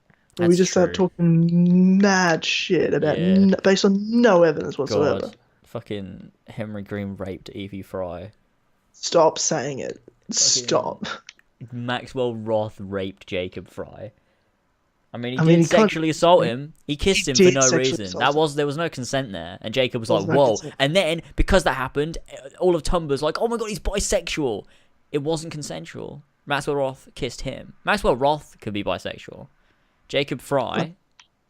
I mean, he could be. I'm not assuming how Maxwell Roth identifies, but I think he was just gay as shit. Maybe he was. Could have been a paedophile. Who knows? We don't know. We can just throw. But that's fine. You're allowed to be a paedophile in 2017. It's okay. No, stop. It's acceptable. No, if you dare condemn a paedophile, that's racism. No. It's okay. Let's stop. We found the line. I'm glad we found the line there because there's the line. That's the line right there. We found it, and we can move on and never go there again. The Rooks. Never go. Do you think we need the Rooks in Origins? No. Do you think Bayek needs the Rooks? Do you see, Evie? We need the Rooks. What if Jacob had a controllable Rook? Would that be good?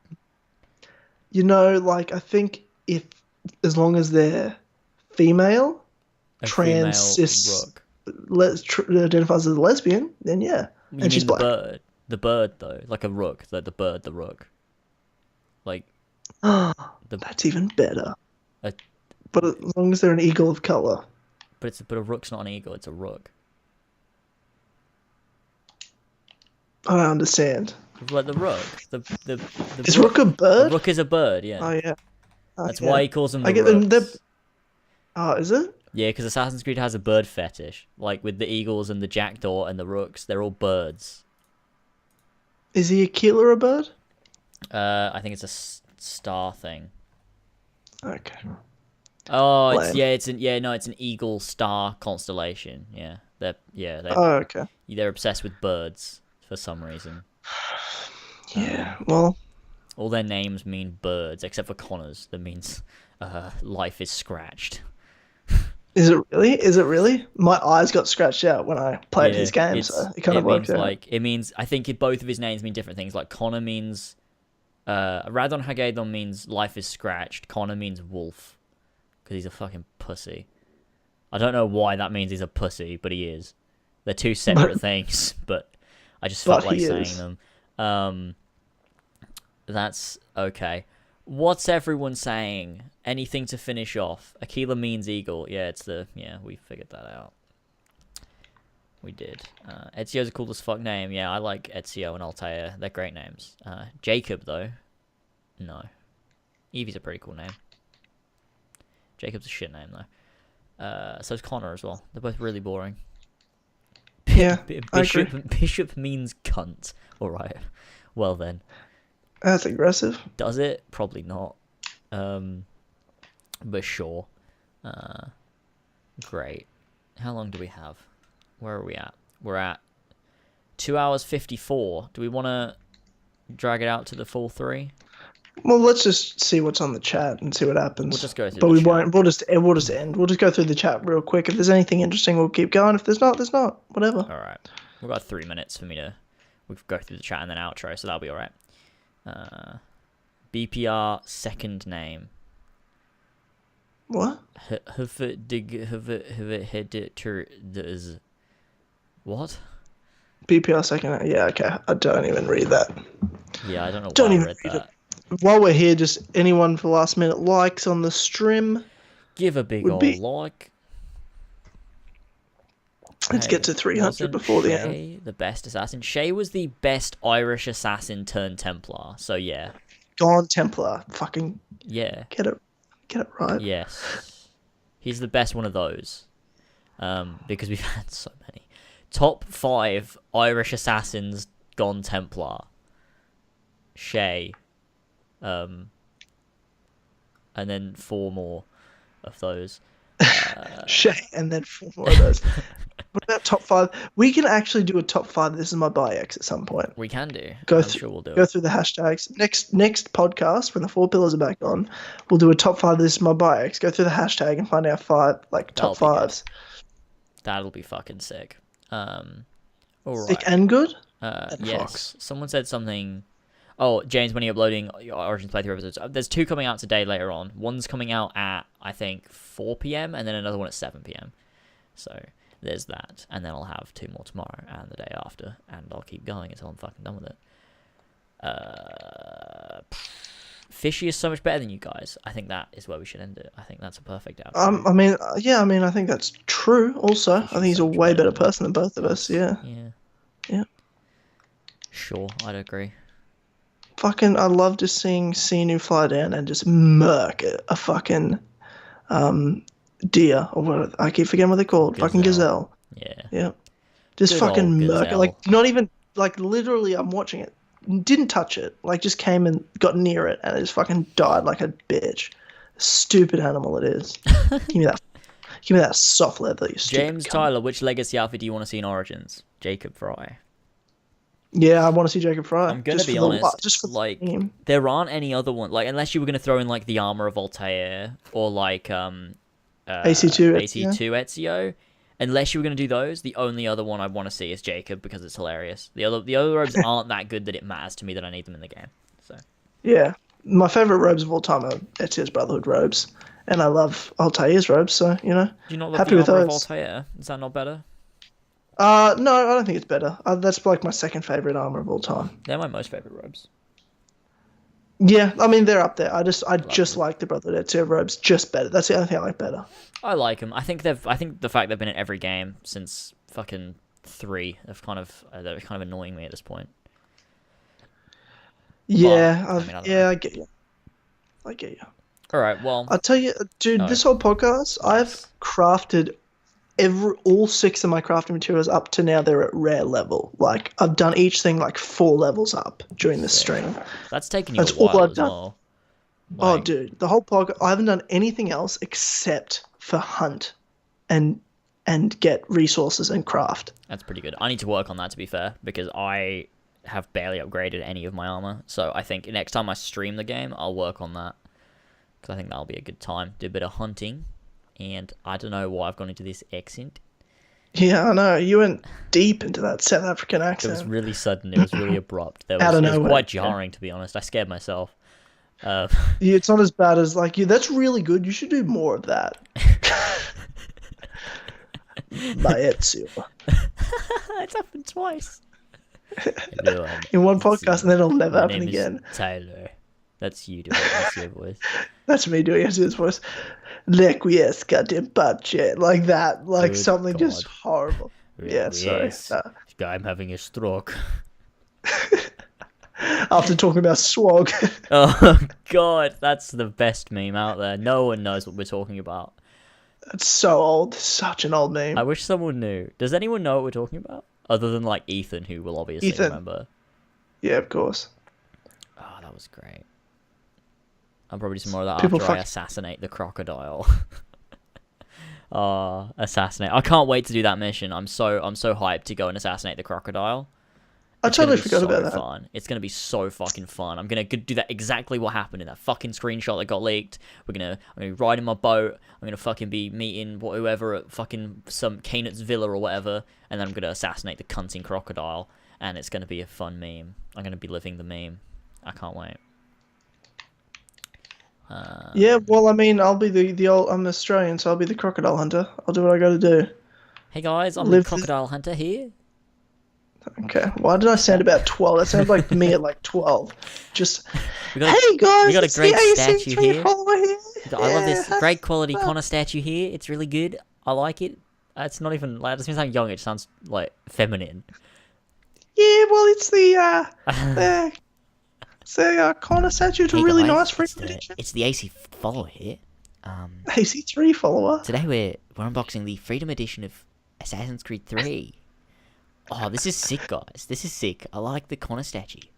You actually do a really good Australian accent, man. Like, that was way better than you normally trying to do my accent. Good. That's good news. I'm pleased. One day it'll be perfect. And I've said this for years. I'd do it at least once a podcast, and eventually it'll be perfect. Look, I'll believe it when I hear it, but it's getting there. Doing my one didn't work, but you can do a really good Australian accent as a kid. Okay. What about the female one? That's too close. It makes me uncomfortable. How good that is. I'm a Libra. What are you, Tyler? I'm also a Libra, and you're also a whore. God. Oh. Well, I won't argue with that, Tyler. What the fuck is that accent? We can't do the role play again. If people don't know, listen to Clubhouse. Like we did a fucking role play. I made Jai so uncomfortable. I went balls deep. I was like, if we're gonna do this, we're doing it properly. That was a good time. Hey Jai, what's up? What's your star sign? I'd 100% recommend that. Like, I was thinking of taking, like, a section from that podcast because it was so funny and, like, uploading it to my channel as, like, a teaser to be like, go pledge. Because I genuinely want people to listen to that podcast. I think it was a really good one. So I'd recommend that. Oh, I made a fucking... I said something stupid. You know if someone's like, excuse my French when they swear or something? Mm. I said that in one of my videos recently. And then I just put, like, I said, excuse my French, and then I edited in, like, afterwards, Arno going, Elise is here, like, just in there, like... What? Because I thought it was so fucking stupid. I was like, it's... That's the dumbest thing I've ever heard, but I love it. It's so stupid, but I thought it was so funny. So I've done, like, a funtage in, like, that I want to do, and every time I swear, instead of putting like a bleep over the swear word, I'm just gonna put Arno saying Elise. Like that'll be like weird. That's so strange. Why are you bleeping it though at all? Like, what made you do that? Just so I can put in Elise. That's hilarious. Arno saying Elise in his English accent that's supposed to be French. So I'm like, excuse my French, but it's English guy saying Elise. That's even funnier. It doesn't make any sense. It's so stupid. Oh, that's amazing. It's so stupid. But I just thought it was funny as fuck. I'm like, I have to do that now. Like, I have to say, like, because when I said excuse my French, I'm like, I have to make a reference to like a French thing that's not French. It's just English. It's just so great. English. I love it. Someone said if I should do a video just speaking my Australian accent. I did start off my Let's Play like that. I did your intro. Like my intro to my Let's Play was, "Hey guys, it's the AC follower here." Like, "Hey, all you AC followers." Like that's what I did. That was the beginning to my Let's Play. It was just sort of that, and then we moved on into the Let's Play. It was a good time. That's fucking all right. Well, we fucking surpassed the full 3, so. Okay. Thanks everyone for joining us, and I want to say just as we're wrapping up, if you haven't already that was a combination of smacked and hit. If you haven't already pressed the like button, if you haven't already smicked that like don't button, forget to smick that like button. I would appreciate it. Go ahead and do that down below. Let's see if we can go for 300, maybe. Probably won't, but let's shoot for it anyway. And if you haven't already become a big ol' As Always member, you should do that. Hold on, I'm being really weird because I'm trying to get the logo up. Go head over to patreon.com/As Always, link in the description. Or, just the link if you're listening on iTunes. And you can pledge just $1 minimum to listen to some fucking great podcasts like episode 22 with Jai, which was fucking hilarious. # the other side of Venus. Or you could pledge more to get more cool fucking shit. That I know, like if you pledge $20, we'll do a segment on Kill Corner Club where we read out your topics, and I always forget to put up a thing for those topics, and I apologize. Anyway, some of you sweet vintage lads that are pledging we have here are Victor Moreno, Ben or Modorox, Tman, Travis, Quizhek, David Bindis, Josh Devellier, Xeno Rheao or Ian, Damian, Austin McGarr, Mario 5380, Lumistrad, George Welford, fake George Welford, GingerNutJared, Brian Velasco-Zavala, Roy of Redacted, George Welford or Long Fox, Joshua Maurer, Gene, Marcus Blackburn, The Humble Worm, Nimbus, Seth, Tom Cunningham, Oscar, RAVJAI, Zach Neely, Son of a Bitch Ogeaidogo, Tyler Tranter, Brendan or BQ Overlord, and Pink Flame 313. Thank you, you sweet vintage lads. You're fucking sick. And also good. And also Fox. And also, this is my Bayek. And this is my Bayek and Fox. Is Ethan streaming after us? Is that what's happening here? He usually does. It looks especially like nowadays. He very well is. So everyone head over to Ethan's stream then. From here, might as well. I'll throw the link in the old chat. Go to the big link there. Go over to Ethan's stream. Stream some Origins. That should be a good time. And again, thanks everyone for joining us. Yep. We'll see you later. Thank you. Goodbye. And thank you Ubisoft for your Origins. God damn it. Yeah. For sure. It's fucking sick. It's fucking great. I'm gonna go fucking play it now. It's gonna be amazing. Gonna have a great time. What are you laughing at? I'm gonna go play Origins. What's funny about that?